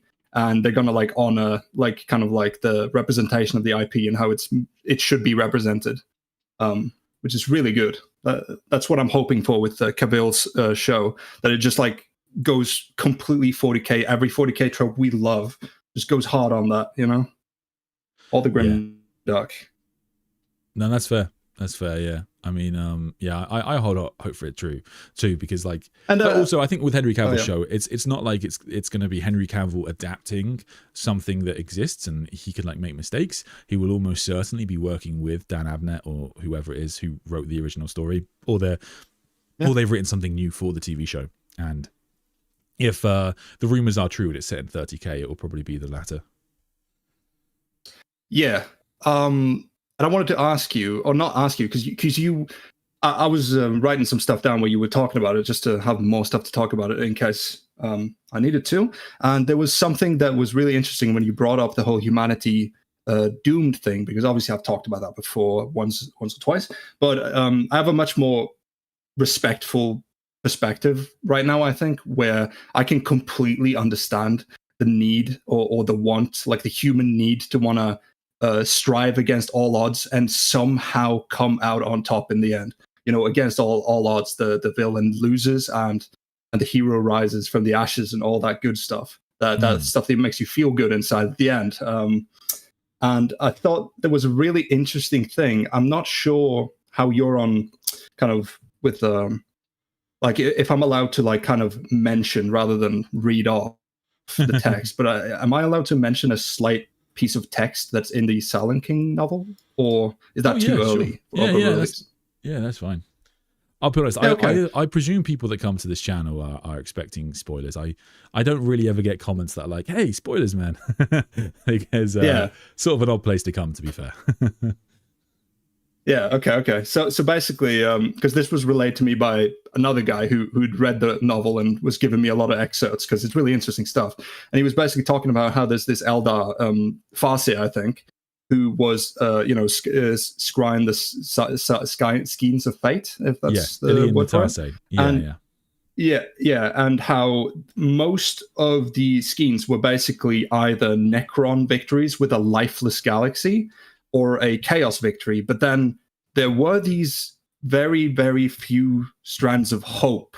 And that's probably where the difference is from the old lore, where it was pretty clear from the author's intent where chaos was ultimately going to win. And now there are these strands of hope that you can latch onto and think that, okay, maybe things have changed. There is some hope here now. Yeah. You make a really interesting point, because it's not just the fact that there is hope in that book. It's the fact that in that passage when Ili Natasi talks about kind of scrying the future of the Imperium and Guilliman, it's not just the fact that there is hope. It's the fact that Natasi literally can't scry Guilliman's future that much because he is connected to the Emperor, and the power of the Emperor is so vast and he's so dominating in the future that you can't really make out what's happened. It is even suggested that I think Eldrad might be able to scry the future of Guilliman, but that's basically it. None of the other within the Eldar are powerful enough. And so, like, the Emperor, as I guess, I go back to what I was saying, I should have mentioned that quote. You make a very good point, where when we talk about how powerful the Emperor is in the setting, like, just no one knows. The Eldar have no idea how powerful the Master of Mankind is. And it's, it's scary. Yeah. It's kind of like, I kind of, obviously I've not read the novel, so I'm just like kind of like walking in the blind here, but it seems like a kind of it's kind of like a blind road where you can't really see past it, so you're unsure what road you're walking. And so ultimately there seems to be these strands of hope, but we're just not sure which road to take yet, probably to get to that hope. Because there's a lot of moving parts, and we know that with how the Emperor seemed to ultimately admit at one point that it's really hard to min-max every single small decision in the entire galaxy to make sure the perfect outcome comes out. It's really hard, and he had like a whole empire backing him, following his word through the Imperial Creed and all that good stuff. And the Imperium is just not that focused anymore, so it's probably even harder to kind of rally everybody to be perfect. Yes, yeah, and that's sort of all the problem, really. I mean, like for example, like when people talk about the mankind being doomed, I'd say probably your greatest, one of your greatest points is probably going to be that the Mechanicus isn't working with Guilliman that much. They're working against him a lot, and that's a problem. But thank you, man. Yeah, great excerpt. Yeah. But yeah, I think it pretty much, all this lore about doomed or not doomed, survival or damnation, all that stuff, it kind of it harkens back to the comment by Laurie Golding in that there is no piece of background lore that can't be overwritten, which means the Imperium being doomed in the past might not apply to the future. Yeah, that's true. Yeah, that is true. And likewise, you can absolutely talk about the fact that in Master of Mankind, when the Webway Gate is closed, the Emperor does turn to the Custodians, and he does seemingly imply that's it. That's the Imperium is now doomed. But here's the thing: the Emperor then goes on to talk quite explicitly about how he doesn't know everything. He doesn't know what will happen if he becomes the Dark King. He doesn't know, for example, what Horus Lupercal has planned. He's completely tricked by the outcome there. And so like he is not somebody that can foresee everything. And at the end of the day, he probably had no idea just how powerful he would become. And I think that when you watch Dan Abnett's interviews, that becomes apparent, that the Master of Mankind is just kind of, I think the way Dan Abnett writes him is he's really just trying to do the best he can do. Yeah. I completely understand that point that you're making, where even if the most knowledgeable character on the screen is saying that we're doomed, that doesn't mean he's like omniscient, like he knows all, because he clearly doesn't. He has explained many times that he doesn't see everything. He just sees a lot, and he tries to walk those roads really, really carefully and precisely, as precisely as he can, which ultimately failed to some degree. But there's still a lot of secret little plans that he might have crafted along the way. Stuff like who was the Golden Stranger? Why was he guiding Abaddon to the blade that's fated to kill the Emperor? Does he want the Emperor to die at a precise moment? Does the Emperor want that for a reason? Like, who knows? There's a lot of moving parts here. Yeah, absolutely. Anyway, I bet I've got some super chats just to go through, but thank you so much, man. Great chat. Cheers, dude. Thank you. Bye bye. Take care, dude. Alrighty. Where were we? Slimmons, have you done any voice work for any of the Warrior Tears videos? It's a crime if not. Even Valrak's goofy ass made an appearance as an Imperial soldier. Yeah, I did. I did Gilliman in their Angron video, which was a lot of fun. And those guys are great. I've actually met those guys when they came to the UK, and they were lovely. Fantastic channel. And then Wraith Mace, yes, Sandman of Terra, enjoy the Cypher Joy Toy. Yes, he arrived yesterday. This is the Cypher Joy Toy. I can love this. Oh, hang on. Love this model. This little toy. He's epic. Oh! Okay, the lion sword just fell off, but we're fine. We're fine. Annoyingly, I don't think I can draw the lion sword, but yes, this guy, I'm so happy with him. He's so epic. I'm so sad they didn't have these when I was a kid. I would have loved this. But man, that's cool. Yeah. I don't know. I assume you have a massive collection at this point, Wraith Mace. So I don't know if you just have them all. On the topic of retcons, how does the Deathwatch TTRPG lore stand up today? I love the Xenos lore and Stormward and Space Marine chapter from it, not to mention the Halo stars. Yeah, I mean, I think that I could do like probably something like 20 streams on the Deathwatch TTRPG, because they introduce all manner of incredible lore. And I have spoken before about the Necrons lore in the Deathwatch TTRPG and the Halo stars, of course. But yeah, I would definitely cover more, because a lot of it is like just a single paragraph in the Deathwatch TTRPG lore. And like in terms of how it stands up, things I treat as canon until they're overruled. So, for example, I really like the Necron lore in the RPG, but I think Twice Dead King overrules that. We now have like a proper Flayer King in 40k, which is obviously going to override any old Flayer King lore, and it's going to be the case that as things get rewritten in novels and campaigns, that stuff will take precedence. However, I think it's a really good example where you have this. A lot of the big plot points of 40k, you'll find their genesis in a Deathwatch TTRPG from 2008. You'll find that's where it comes from, which is kind of the amazing thing about Warhammer. And then all of a sudden, is it Nate Crowley? He takes that idea and he writes just a fantastic series based on that. But that was probably what inspired his series.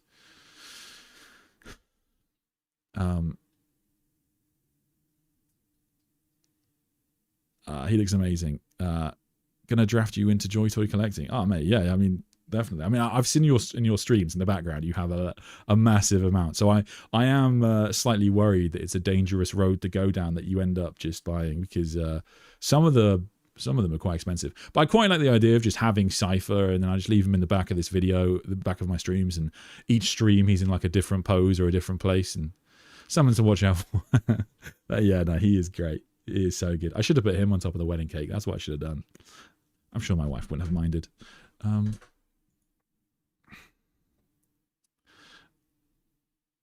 If Lorgar never turned traitor, do you think he would have turned the ecclesiarchy into a powerhouse of human devotion? Perhaps. I mean, perhaps. I guess it would have depended on why he didn't turn to the traitor, because part of the reason, like the main reason that Lorgar descends into corruption is because even after Monarchia, once he speaks to Erebus, once he speaks to oh god, I'm a complete mind blank now. That's going to annoy me. Corferon, bloody hell. Corferon, they kind of convince him not to give up. And in First Heretic, what I think that ADB writes really well is Lorgar's seeking for truth. Like, I think that is quite a compelling plot line. And even though it is misguided, and even though he shouldn't have threatened the custodians, and he shouldn't have defied the Emperor of Mankind, like, that's a relatively understandable impulse to look at the galaxy. And I've always wanted to ask someone who's an actual philosopher whether you could, whether like in religion, and I've seen, for example, in the UK, when people have like debates on religion, sometimes people use the argument of something like, well, my religion is so popular today, and I think that in and of itself is proof that it is the true religion. Like, I've seen that mentioned. So evidently it's a relatively compelling notion. Now here's the thing, that putting that argument to the side, if that argument is at least good enough to convince people today to join a religion, if in the year 30,000, after mankind has colonized worlds across the galaxy that have then all split up, and Lorgar notices that the same themes, the same gods keep appearing in different societies across the galaxy, maybe that would be enough of evidence, a piece of evidence to prove to someone, or at least convince them, that some of this must be true. Some of this has to be a little bit true. If every planet, if every people, well, lots of the planets, many peoples, they keep coming to the same conclusion that there has to be something more. There has to be some sort of divine presence out there. Maybe I wouldn't ever give up. Maybe I'd just keep going. And so I quite like that. But anyway, sorry, way off topic. But yes, if Lorgar's remaining loyal was predicated on the fact that the Emperor or Guilliman or Malcador had talked some sense into him, or Magnus actually, then perhaps, then no, because he would have been on the side of the loyalists, or actually he would never even have corrupted Horus, so you have to fix that. Anyway, let's say Horus had still turned against the Emperor. At that point, I don't think he would do, because he's given up his belief in the divinity of the Master of Mankind. But if he just was convinced not to join the Chaos Gods, and he still believed his father was a god, and that's why he fought on the side of the loyalists, then yeah, he probably would have just joined the ecclesiarchy and had a fucking great time, I imagine.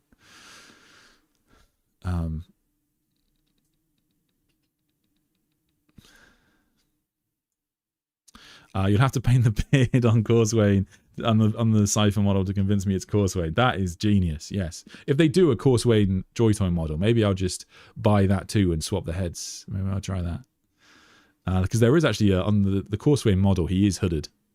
Do you reckon we will see anything on Sharakin in the new cool book, or am I drunk on copium? I mean, at some point we'll do. I don't necessarily know about the next book, but I mean, it's a perfectly reasonable thing to hope for. Yeah, but I think, yeah, I mean, with Sharakin will definitely come up. But then, to be fair, if they're writing the Scouring series, maybe it'll be a Scouring plotline. To be fair, not everybody from 30k will survive through to 40k, and maybe, yeah, maybe he'll just die in the Scouring. Sorry.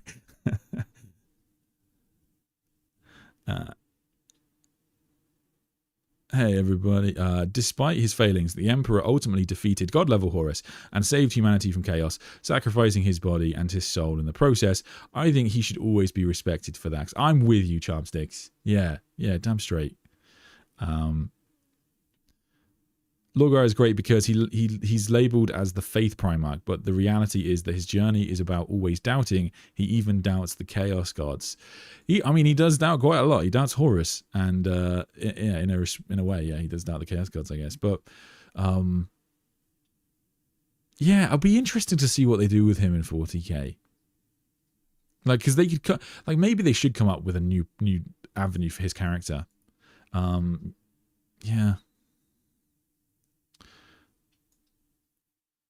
Sandman, OG Terra, current status of the Emperor's corpse in the newest lore. Pretty much the same as there's always been, I'm afraid. Yeah. So I guess the main difference is that we now know that that's only really half of the Emperor, and it's sort of the less powerful, less interesting half of the Emperor, really. But it's that part of the Emperor's soul is still on the Golden Throne. It has still been tortured for 10,000 years on the edge of death. In Carrion, Lord of the Imperium, we get a really cool description that basically matches like the really old OG Warhammer art of the Emperor. He's got like these blood bags. He looks terrible. He's got all these pipes going in and out of him. He's not in a good place. And so yes, on the edge of death, eternally born, reborn, I think is Dan Abnett's words. Just an off-the-cuff idea. Can a Halo device affect a Space Marine Primarch? Perhaps it's what happened to one of the Lost Primarchs. There's no reason it wouldn't, as far as we know. And there are a lot of things like that where we don't really understand why. So, for example, even like Trazen's tech, would that affect a Primarch? Maybe. Like, if he just rocks up and tries to trap Guilliman, maybe that would work. It's tough to say. I think we'll ever find out what happened to Jago Sevatar. So I do think, and to be honest, I think it's one of those things about ADB that shows he's a good author, is that he doesn't have to lean on Sevatar in the Night Lords trilogy, which is very impressive. And he can just write great characters that are popular in and of themselves. So it's definitely still a possibility. We just don't know what happened to him. He just disappeared. How do you think Corvus will respond to new Primaris Marines from his gene seed? I think he's fine. I mean, in a way, it's sort of less annoying for him than other ways, because whereas Corvus's challenge was making a lot of Space Marines in a short space of time, Cool did it over 10,000 years. So maybe in that respect, then it will be less annoying, and maybe there'd be a problem with Guilliman. Like, maybe he would say that Guilliman had no right to gift the Mechanicus, the Patra, the Primarch stuff. What's it called? I keep forgetting his name. Someone in chat help me out. What's it called? That is really annoying me. What's it called? Sancprimus Portum. God, I keep forgetting the name. Maybe he'd have a problem with Guilliman gifting him the Sancprimus Portum, but I don't think he'd be particularly annoyed with the Primaris Marines necessarily, because he already tried to circumvent the Emperor's rules, I guess.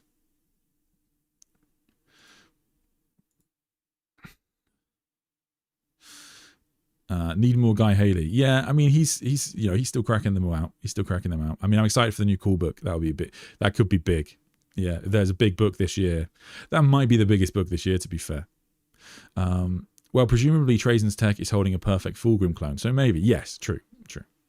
Loyal Fulgrim is a better choice than Guilliman for 40k. Loyal Fulgrim. I mean, Fulgrim is a tough one, right? Because if you read like the Fabius trilogy, one of the things about the Fabius trilogy is he sort of comes to believe that Fulgrim would have always been corrupted. And that's core to Fabius's being, sort of in modern 40k and in Genefather, is that he doesn't believe the Primarchs or the Space Marines can be the solution of mankind, because they are eternally damned by whatever the Emperor did to create them involved in the Chaos Gods. So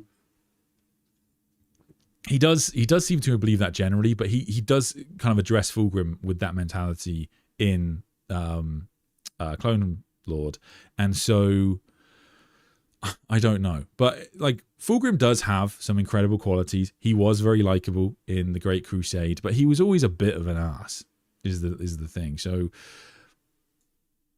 yeah, I don't know. For Loyal Fulgrim, there's just not enough on. So you have basically 2 books that talk about Loyal Fulgrim in depth. Like he's mentioned, like in Ferrus Manus' novel, but it's mainly his Primarch novel, and then of course the book Fulgrim. And in that, he's always a bit of a dick.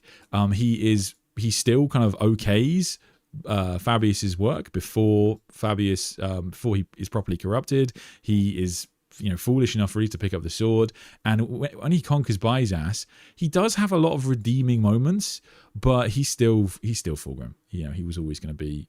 He was so wildly insecure because of what happened to his legion, and because of him, having to basically be seconded under Horus for a long time. It really affected him, but I don't know. Quipster has like a big faith in Loyal Fulgrim, and he's a big fan, but I'm more hesitant.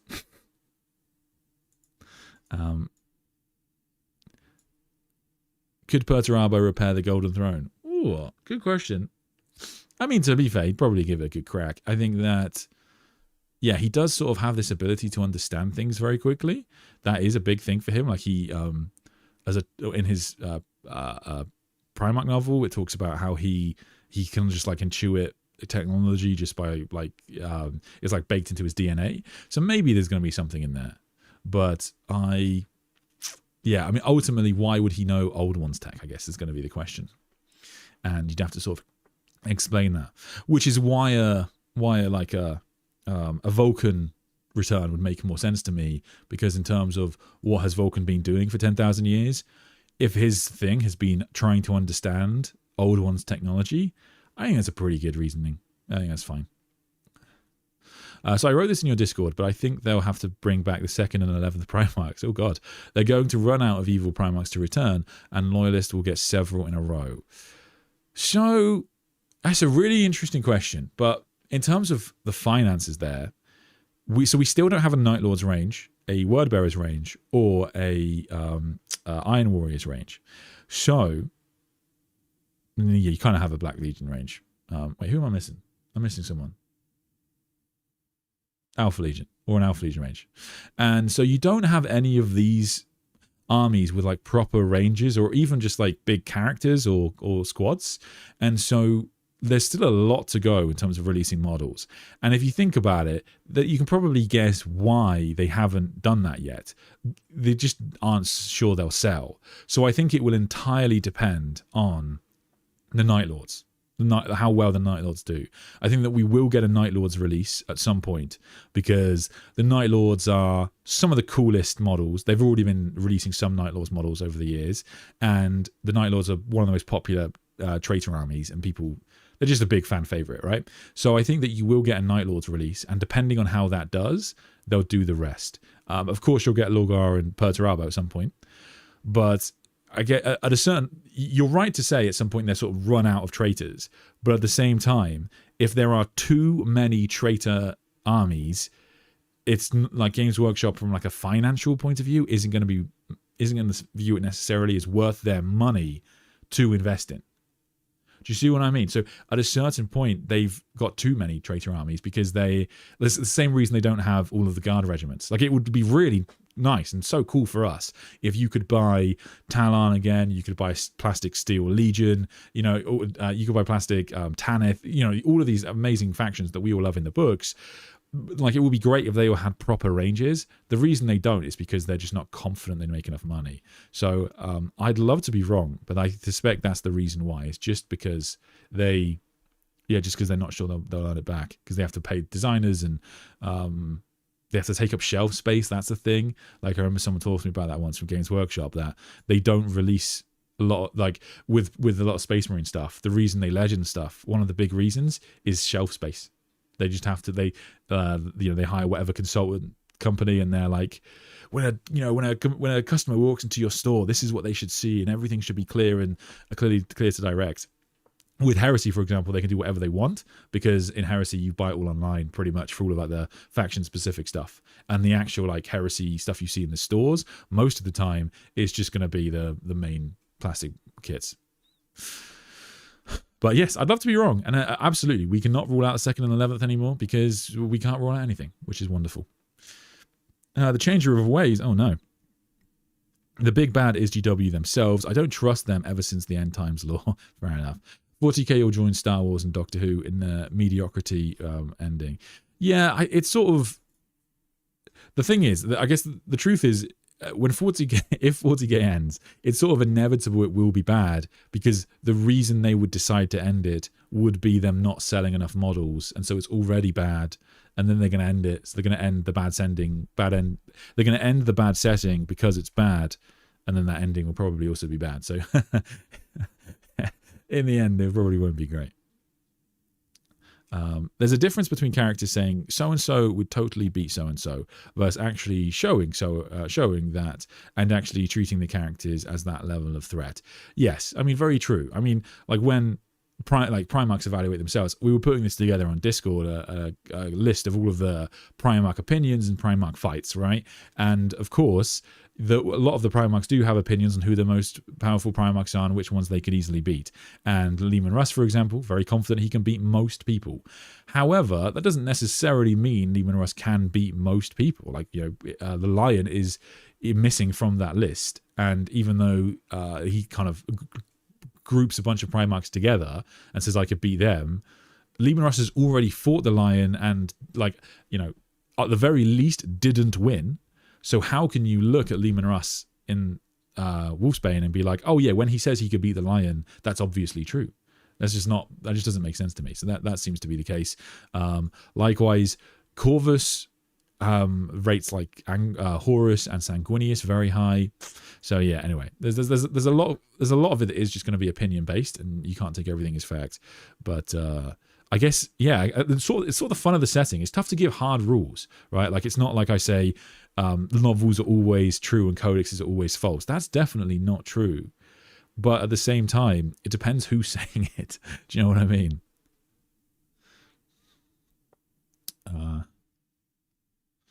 What was it?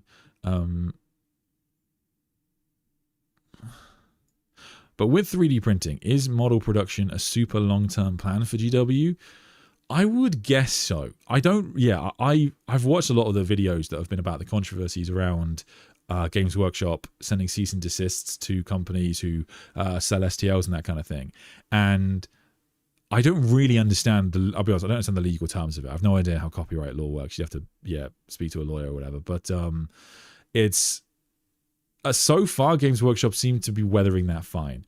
Maybe it will be the case, I guess, that one day, 3D printers are so cheap and so viable and such good quality that, everyone's got one. And so it just kind of cripples Games Workshop.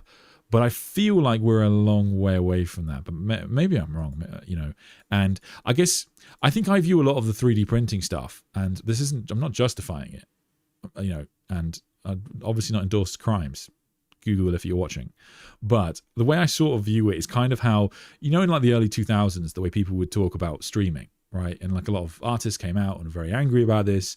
And people were like, well, you're not losing as much money as you sort of imply you are. Because the truth is, all of us that were streaming music in the early 2000s, we were streaming music that we probably wouldn't have bought most of the time.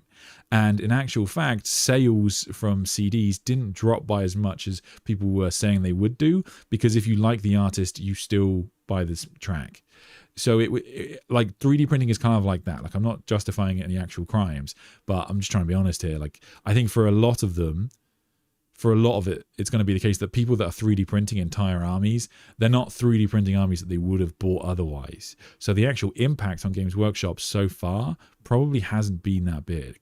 I mean, for me, what I always think about is terrain. I always think about terrain. So if you don't play Warhammer the game, you can buy terrain from Games Workshop to use in your games. And it's great terrain. It's really good quality. However, it is incredibly expensive. You're talking to, buy terrain for a full board is hundreds of pounds, hundreds of dollars. You're probably like $500, something like that, for really good terrain. That's more than a 3D printer costs. So you could also just buy a 3D printer and print stuff, which is going to serve you just as well and give you more. Maybe it's not as good as quality, I don't know, but it certainly is going to give you more variety. So there's really no reason to buy terrain from Games Workshop. And yet, And that seems quite obvious. And also, you can buy third-party stuff. You can just buy much cheaper terrain from other companies, and you can also just make your own terrain. So you have all of these options that you really don't need to buy terrain from Games Workshop. And yet, every single time they release a terrain set, it just sells out instantly. Hundreds of pounds people just spend on these, like, imperial buildings that are, you can buy from other companies for a lot cheaper. So Games Workshop, from what I can tell as someone that has no real information, I don't think they're going to be in trouble for a long time. But maybe when they are in trouble, it'll come quick, and all of a sudden everyone will be like, oh yeah, that wasn't good. But hey ho, so far they seem pretty confident they can keep raising prices, so I'll tell you that. People pay for convenience. 3D printing is a lot of work to maintain. Yeah, I'll be honest, I think I'm probably too lazy to 3D print. I've bought, there's a website called Archie's Forge, which is very good. I've bought a lot of stuff from them, like upgrade shoulder pads and weapons and that kind of thing. That's awesome. But I'll be honest, I'm probably too lazy to learn how to 3D print myself. Certainly too lazy to learn how to design.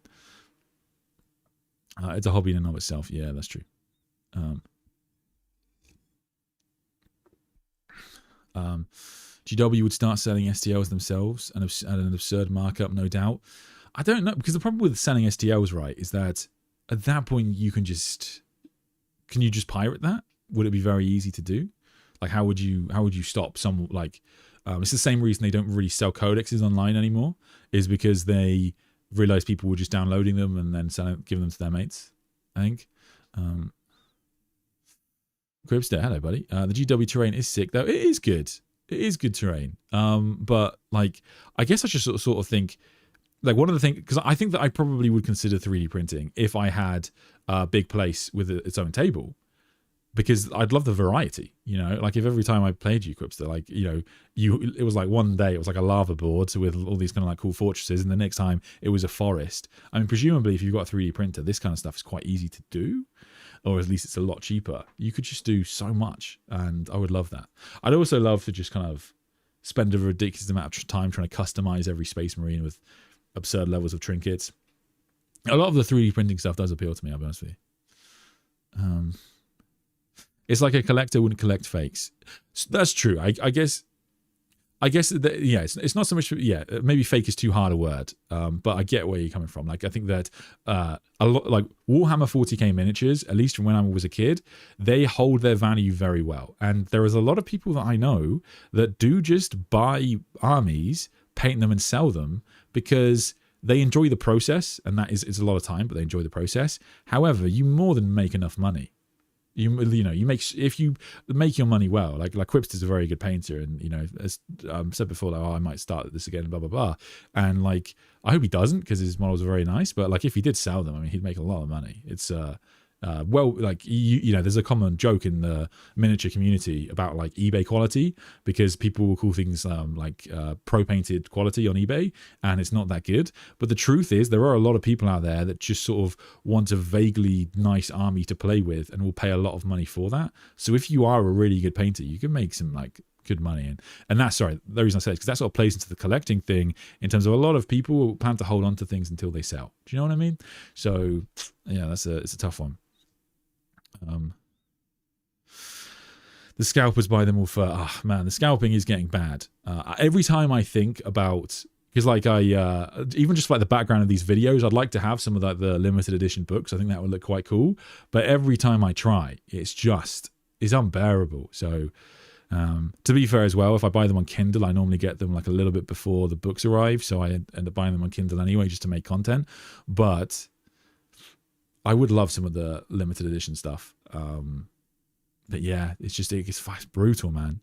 I hate how confident the scalpers are as well. I remember Valorek did a video on this, like it's probably like a year or a couple of years ago now, where someone was sending him screenshots of inside these discords where they were talking about scalping Warhammer products, and the scalpers were so confident. They were like making fun of Warhammer fans and saying like it's hilarious that any of them think they're going to get these. We're obviously going to be able to scalp them, and then none of them are going to go to them. And yeah, fucking pricks, man.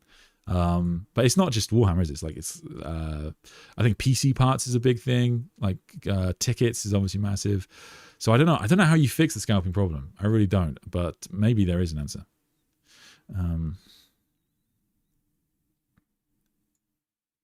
Yeah, but yeah, buying things on Kindle just sort of, it sort of voids your annoyance. You're like, you know what? I'm just going to be a Kindle person, and then no one can take that away from me. Well, actually, technically, I think Amazon can take it away from you, because I think technically everything on my Kindle I don't actually own is one of those things, isn't it? So if Amazon decide tomorrow that I don't have the rights to it, they can just take everything, which is kind of weird. I hate that about modern society. Yeah. I was just buying things used to actually meant you bought them. I managed to get a limited edition codex not long ago and could not believe my luck. The only limited edition codexes I've got are the ones that come inside of the box sets, and they are nice. But yeah, I don't know if I would buy them otherwise, to be honest with you, because especially with how quickly we turn over an edition. But yeah. Sari, while you sell STLs, you sell them with a license forbidding commercial use. Yes, that can and probably would be ignored, but just gives them another way to sue people and keep the lawyers happy. Fair. I mean, maybe, I don't know. I have no idea, because people say that kind of thing all the time, that they should just sell STLs, and it sounds good, but I have no idea practically and legally whether that would work. And as someone that is completely ignorant of it, I'm hesitant to say that would be a good business move, because like you say, Sarah, I could imagine people just sort of ignoring the laws. And like, what if you were based in like Russia, and then Games Workshop sends you a cease and desist, and you just laugh and burn it? Like, I assume that's what happened. Like, is Warpedia still going? Yeah, it's still going. Yeah, there you go. So yeah, I think they got some cease and desists, but they just kind of went, "That's hilarious that you think we'd listen to you." You don't own anything, but digitally you own a license to access it. It can go away any day, always, but physical. Yeah, I get what you're saying, but yeah.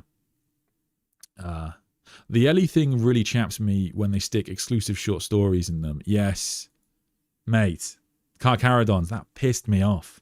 So if you're familiar, so I did the Carcharodon stream like a couple of weeks ago. I did a stream about the new Carcharodons book, and I was like, I was a bit disappointed because they don't talk about Primaris Marines in this book.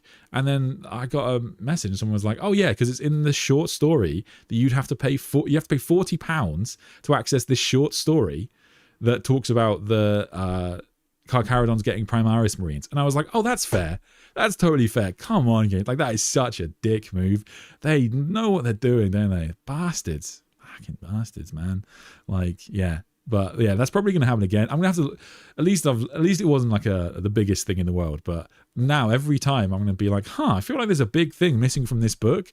I'm going to go, hang on, was there a short story? Like, actually, what is the Belisarius Cool short story is about Alpha Primus, and it sort of implies Alpha Primus is going to speak to the Emperor or someone incredibly powerful.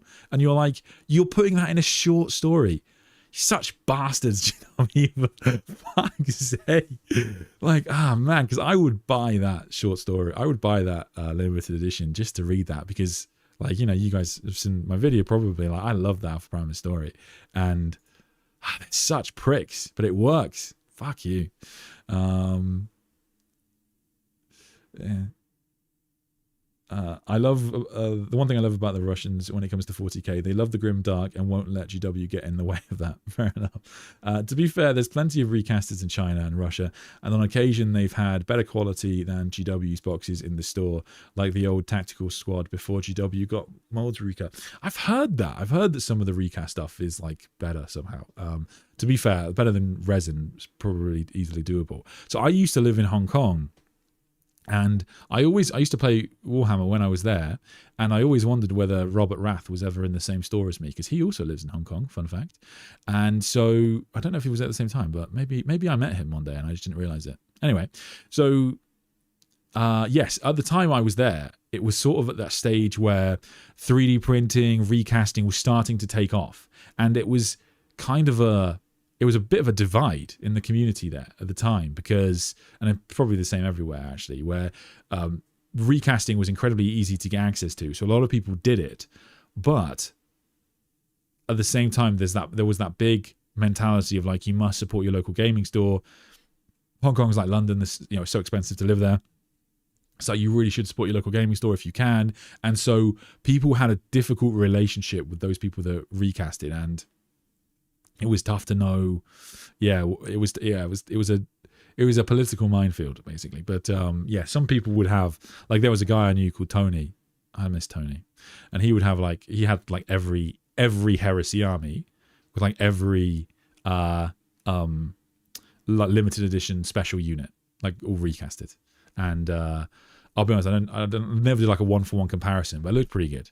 I did go to a tournament in the UK about a year ago, and I played against a guy who had a 3D printed Rhino, and I could tell, but the only reason I could tell was because he hadn't like primed it properly, and so you could see that kind of like hexagonal like pattern underneath the paint, because he'd like, you know, very quickly painted it for the tournament or whatever.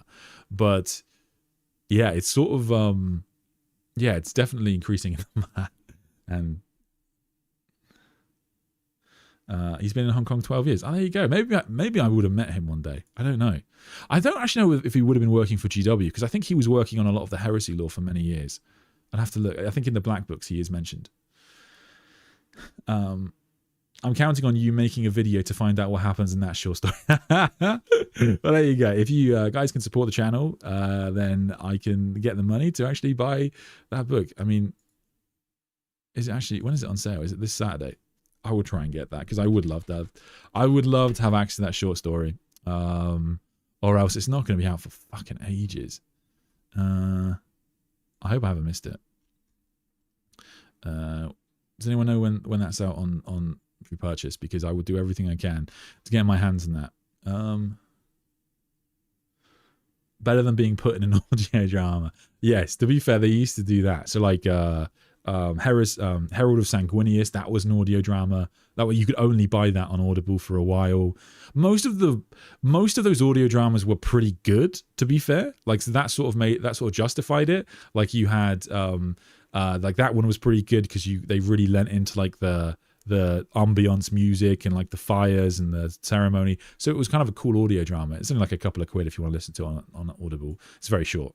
But then I remember there was one about the Azrael and Khan, you know, that like famous artwork of the Khan and Azrael fighting. That's for an audio drama. And in that, it's really cool because Azrael is up a tower, I think it is. He's on top of a tower. He's like cut off from other Dark Angels, and he finds a great a changer of ways, and you can just sort of hear Khan dragging Gorechild along the floor throughout the audio drama. So that was actually really cool. So when they do stuff like that, I think that's worthwhile doing, because certain things do well in different formats. But when they just sort of stick a book in a £40 or £45 limited edition book that we can't get access to because the scalpers will buy it, such a dick move, man. Such bastards. I wish they sold them in stores. I think that's probably the only solution I have. Like, sell them in stores. I appreciate it's not perfect for everybody, because obviously not everyone has access to a Games Workshop store, and not everyone, you know, is able to get to them as well. And I appreciate that that's not ideal. But at the moment, the impression that I get is nobody gets them. Like, it's just they're all bought by scalpers, and whatever solution Games Workshop has, they find an answer to. And there are so many scalpers looking to do it, and they only sell 250, 500 copies. So there's more scalpers than there are books to buy, I think, a lot of the time. So yeah, the only thing I can think of is just sell them in store. But yeah, maybe if you guys are in the industry, you know that there's a solution.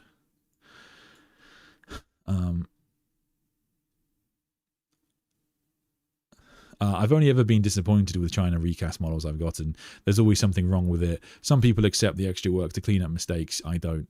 Yeah, I guess it would depend. I guess it would depend on the price difference. Like, for example, I have seen some, and like the price, like, I'm with you. Like, the price wasn't worth it. Like, I think it was like half price basically to buy the China cast. But then, like you say, you wouldn't have it. It wasn't plastic, and you'd risk it having issues. And like, say what you would about Games Workshop, their customer service is actually pretty good. Props where it's due. And like, if you have an issue with a sculpt, you can normally just email them and they'll just send you a new one. They're pretty good like that. But I'm going to guess the China casters would not give a shit. Fair play to them. Power to you guys. I have the whole Emperor's Children Heresy range. Fair enough. Yeah, I mean, the Emperor's Children Heresy range is nice. And yeah, it's very expensive. Chosen of Corn was another great audio drama. True. I got Fulgrim for 26 USD. That is a good saving, to be fair. How much is the Fulgrim in America? It's probably like $150. I'm gonna guess something like that. He's £105, and Games Workshop love ripping off the rest of the world. So $175. Ooh, okay, that's a saving. I'll give you that. That's pretty good. But then the problem with that Fulgrim model, right, is that Fulgrim model is beautiful, but I don't think I'd not want it not in plastic because it's all spikes. 3D printing is the new Napster. Yes, that's a good way of phrasing it. Yeah, that's sort of how I think of it. Like, yeah. But yeah, I will say, I mean, you got to be careful because like the interesting thing about it is that I don't really understand. I don't know if you guys know this. I don't really understand Games Workshop's rules because there are a lot of people who sell things that are very close to what Games Workshop sells. Like obviously there's stuff that they can't patent, right? You have demons, right? You can't really patent a bloodletter, I guess, because it's just sort of a vaguely demon-shaped guy. So that's going to be a tough one to patent. And then when it comes to Space Marines, you obviously can't patent the name Space Marine. You can't patent the term, like, you can't patent the concept of like sci-fi knights. So it has to come down to like the knee markings and the shoulder pads and like how do you actually patent a Space Marine? I don't really get how that works. But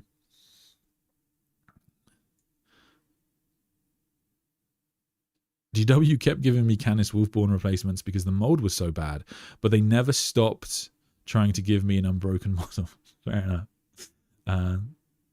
Sorry, or stop with the artificial scarcity. Just make more. They will still sell. There is demand. Scalpers will have less influence as there is enough stock. Yeah, I think that would make sense. I don't really know why they don't do that. Because also, one of the things people say from time to time, Sarah, is that like, oh, Games Workshop don't make money off of the books. And then you go, okay. But then why don't they sell the books? Like, you can't, right now, buy the Horus Heresy range. You can't do that. You can only buy it on Kindle or Audible. You can't just buy the physical model. There's like a huge market. Like I was speaking to this guy. He's got like a pretty big side gig where he just sources Horus Heresy novels and sells them on. Like that's so big. And the reason his job exists is because Games Workshop don't sell the novels. Now Games Workshop keeps saying that, or sorry, not Games Workshop, but I've heard from people who've worked for Games Workshop, blah, blah, blah, that the novels don't make money. But why would they make money if you don't sell them? And I get not keeping everything in print. Like, you know, like even with some of the old Dark Angels books for like Gav Thorpe that like no one gives a shit about. Fair enough. If you don't want to keep them in print, you know, Ragnar Blackmane's range, I'll be honest, I don't think that's going to make a comeback anytime soon. But like the Horus Heresy, the fact that Games Workshop don't sell their biggest range, is that not weird? Like, I don't know if anyone knows anything about publishing, but that seems so fucking odd. Like, because I was looking into it, and because I'd love a set just for the background, like on a shelf, just the entire Heresy. It would look great, and I'd happily pay for that. And again, like, you know, in terms of like collecting, it would just be nice to have. So, like, yeah, I don't know why they don't do that, but yeah, they would sell more than enough limited edition stuff, but they just don't bother. They just don't sell stuff. So odd to me. Does anyone know the reason for that? Oftentimes, scale can ruin profit margins. Making something one time may not have the same costs as keeping it in stock. Interesting. But then can't they just do like, for example, okay, I sort of get where you're coming from, Questworthy, but then like, they'll do reprints of like old Lord of the Rings models. You know, if you go on the Games Workshop website, they do that every now and then. Or for example, like you know, the old next month they'll do a thing of like, oh, we're going to sell all the old Kato Sicarius sculpts. You know, you can buy a reprint, or we'll do an order on demand. Why don't they just do that every so often for old books if that's the thing? I feel like I'm missing something here, but it seems so odd not to sell the books that you've written, because like one of your biggest costs has to be the author, right? You have to have paid the author to write it and promote it, and yeah, you've done all that, and now it's out and you don't sell it. Just seems weird to me. It's not like there's a small demand as well. Like, for example, if tomorrow, and maybe they will do this at some point, well, in fact, they almost certainly will. I just don't know why it's taking so long. At some point, they'll do buy the entire Horus Heresy range. It's $1,000, but you buy the entire thing. They'd sell a crap ton. They'd sell loads. I don't think, yeah, it'd be ridiculous. I think there's a lot of people like me. As long as it's like vaguely comparable to what the books originally costed, it would be fine. Printing novels requires a minimum order. Maybe they aren't confident they'll sell enough. Interesting. I guess it's tough because when a lot of the Heresy books came out, 40k wasn't as big, whereas now 40k is much bigger. And there are a lot of people that are like, oh, I missed out on the opportunity. I'd love to have it. So yeah, I get where you're coming from. Just watched your Valdor video. Has there been any update on the City of Dust and what the King in Yellow is doing? Not yet, my brother. We hold out hope. Apparently, Dan Abnett has like written it. That's what he posted on Facebook. And I followed Dan Abnett on Facebook. And yeah, he said he has written it, but like because it's so big for the setting, they're sort of holding off on it, basically, I think is the idea. Because they obviously don't want to have too much shaking up the setting whilst the Amazon show is coming out, I guess. GW should sell the Horus Heresy complete with artwork that goes across all the spines if you line them up on the shelf. That would be cool. That would be a good second edition. Yeah, you're right. And to be fair, because it's they redid some of the Heresy artwork because there were a couple that originally weren't designed by Neil Roberts. And so they paid him to do those as well. So now they've got all of them with all the same artist. And so that was, in and of itself, that's a great little collector's thing. They are subscribing to the Supreme Scarcity model. Things are only valuable in that model because they are rare. Those Supreme hoodies sure are not worth the $1 they charge for them. Interesting. Yeah. Is this sustainable? Does anyone know? Like, I guess the problem is I'm not really a collector or anything other than Warhammer. So does this work in the long run? Like, does it work? Does that make, like, this seems like a bad idea. I saw a guy selling 6 Heresy books for 650 euros. My God. Yeah. I mean, they printed Iron Kingdom. I mean, they really, you really don't want to print like Deliverance Lost after that. Jesus.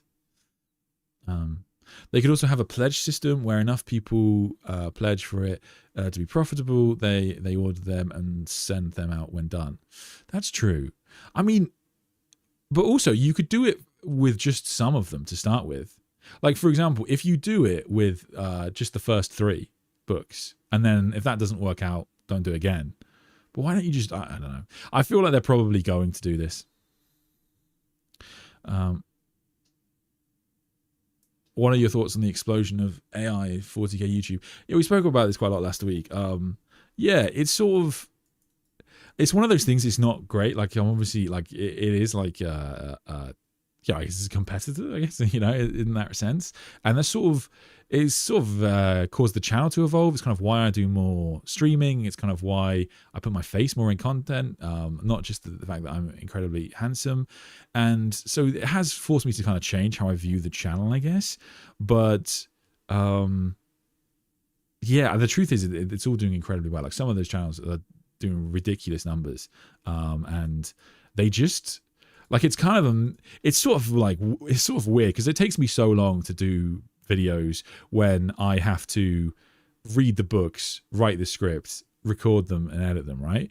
And I'm already competing with, like, a lot of the big YouTubers today. They have other people who are writing the scripts for them, and so they don't have to read the books themselves. And now it's the case that you've got all these people that are just kind of like putting a wiki piece into ChatGPT saying, rewrite this to avoid plagiarism, and then just reading it out, or putting it into, whatever the program is they use to get the voice. And it's big. I mean, so they make a lot of money, and until YouTube does something, just nothing's going to happen. Really, I don't think.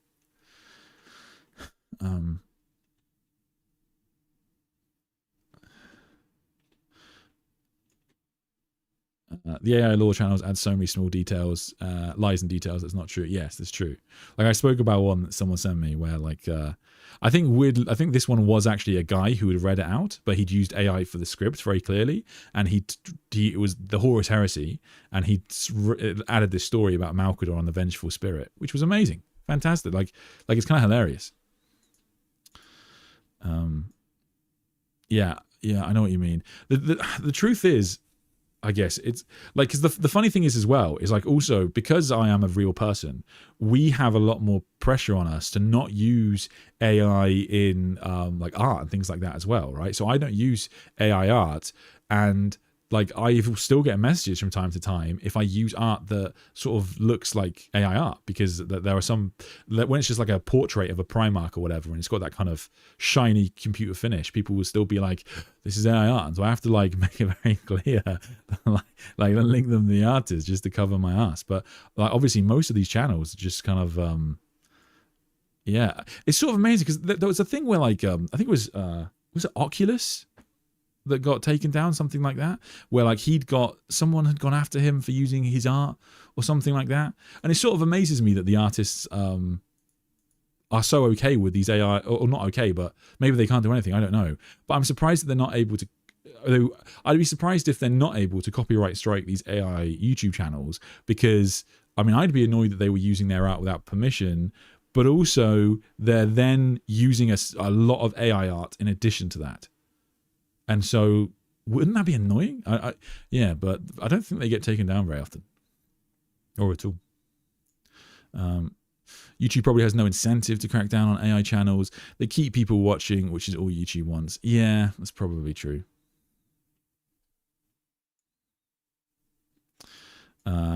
Ed pretending he's a real person and not an AI avatar. Ego, no ego. No one is falling for that. Yes. Can you imagine? Can you imagine if I chose this face? Wow, who would do that? GW bought from a company making AI tools and services months before they released the Chaos Codex. If you have the 10th edition Codex, check the Iron Warriors page and tell me that's not AI. Interesting. Is that true? I think I might have the Chaos. I think I do have the Chaos Space Marines Codex. It's I have to crawl under the table to get it, but I'll check that later. So are you saying it's the like Iron Warrior symbol that's AI? Is that what you're saying? Because I think they would get a lot of pushback if they did that, if that is true, because the artists, of course, despise AI, and the artists are beloved by all of us fans who are very grateful that they've made so much amazing art for us all to enjoy over the years. And if Games Workshop were supporting AI, using AI tools to make their art, I think they'd get a lot of shit. Because it would only take, like, if a single artist made a post on Twitter or Facebook or whatever calling out Games Workshop for their use of AI art, all of the fans would support them. Like they'd have, would be against them. Even the people that watch the AI channels, because to be fair, there is a difference between being a viewer and watching AI content and being a massive corporation and not hiring artists because you want to just save some money. So I think that they would, if they have done that, I think Games Workshop would regret that decision. I don't think that would go well for them. I obviously understand the incentive. Like I think it was Disney. They used a bunch of AI art. I think in K-pop Demon Hunters, they used AI to write some of the songs or help them write the songs or something like that. So the big companies are already leaning into it, which is a bit scary, but I guess we'll see. The truth is, I mean, as much as I can complain about it, and I can, like, you sort of just have to roll with it. There's not really anything I can do. Like, there's no real option. But yeah, we do what we can. It is kind of funny that given that AI is such a abominable intelligence, is such a big plot line in 40k, it is objectively kind of funny that AI is like taking over a lot of the YouTube. Like it's kind of like when you see like actual AI videos on Abominable Intelligence voiced by David Attenborough, and you're like, come on, man. Like it's crazy. The Dark Ages here. Anyway, we're quite far in, but thank you so much, guys, for watching this. Yes, I will leave this up, and I'll leave it if it gets unlisted. If you can't see it on the page, you'll be able to see it unlisted if you want to watch it in full. But thank you so much, everybody, that joined me for this. This has been a lot of fun. And yeah, I've really enjoyed hearing your guys' opinions. It's interesting because I have a lot of opinions on the way we should treat canon and when things go too far. And it's kind of a funny time because, like I say, I totally get anybody that's wants, makes it very clear that the canon of Warhammer 40k has changed a lot and will change again in the future. But the truth is, I care so much about Warhammer, and the canon of that is included within it. And I think that it would be a mistake to change things too much. As to why Games Workshop get their lore wrong, I think, that bothers me less depending on the circumstances. So it is true to say that, like, Games Workshop make mistakes. And sometimes, for example, writers will make errors and kind of blame it on, oh, well, the warp makes things unclear. But the truth is, sometimes they make errors, and that's something that's fun to talk about for us, and they should probably watch out for. But like, when it comes to things like Warhammer community articles, these are basically, to me, they're just ads. They're just ads for Games Workshop products. The fact that it gets Marnia's Calgar's lore a bit wrong isn't really a problem, because that's not what I'm going to base my YouTube videos off, or you'd base your lore understanding off, right? And it's only when, like, the people say, take codexes as absolute fact, that I go, oh, hang on here, we need to be a bit careful. Anyway, thank you so much for watching, guys. Yeah, please do support the channel. Check out the other videos on the channel. If you can, do me a favor and watch some of the other live streams that have been posted. It does really help out the channel, and given that we are all battling against the ever-encroaching abominable intelligence, I would appreciate it. But thanks so much, guys, and I will see you on Friday.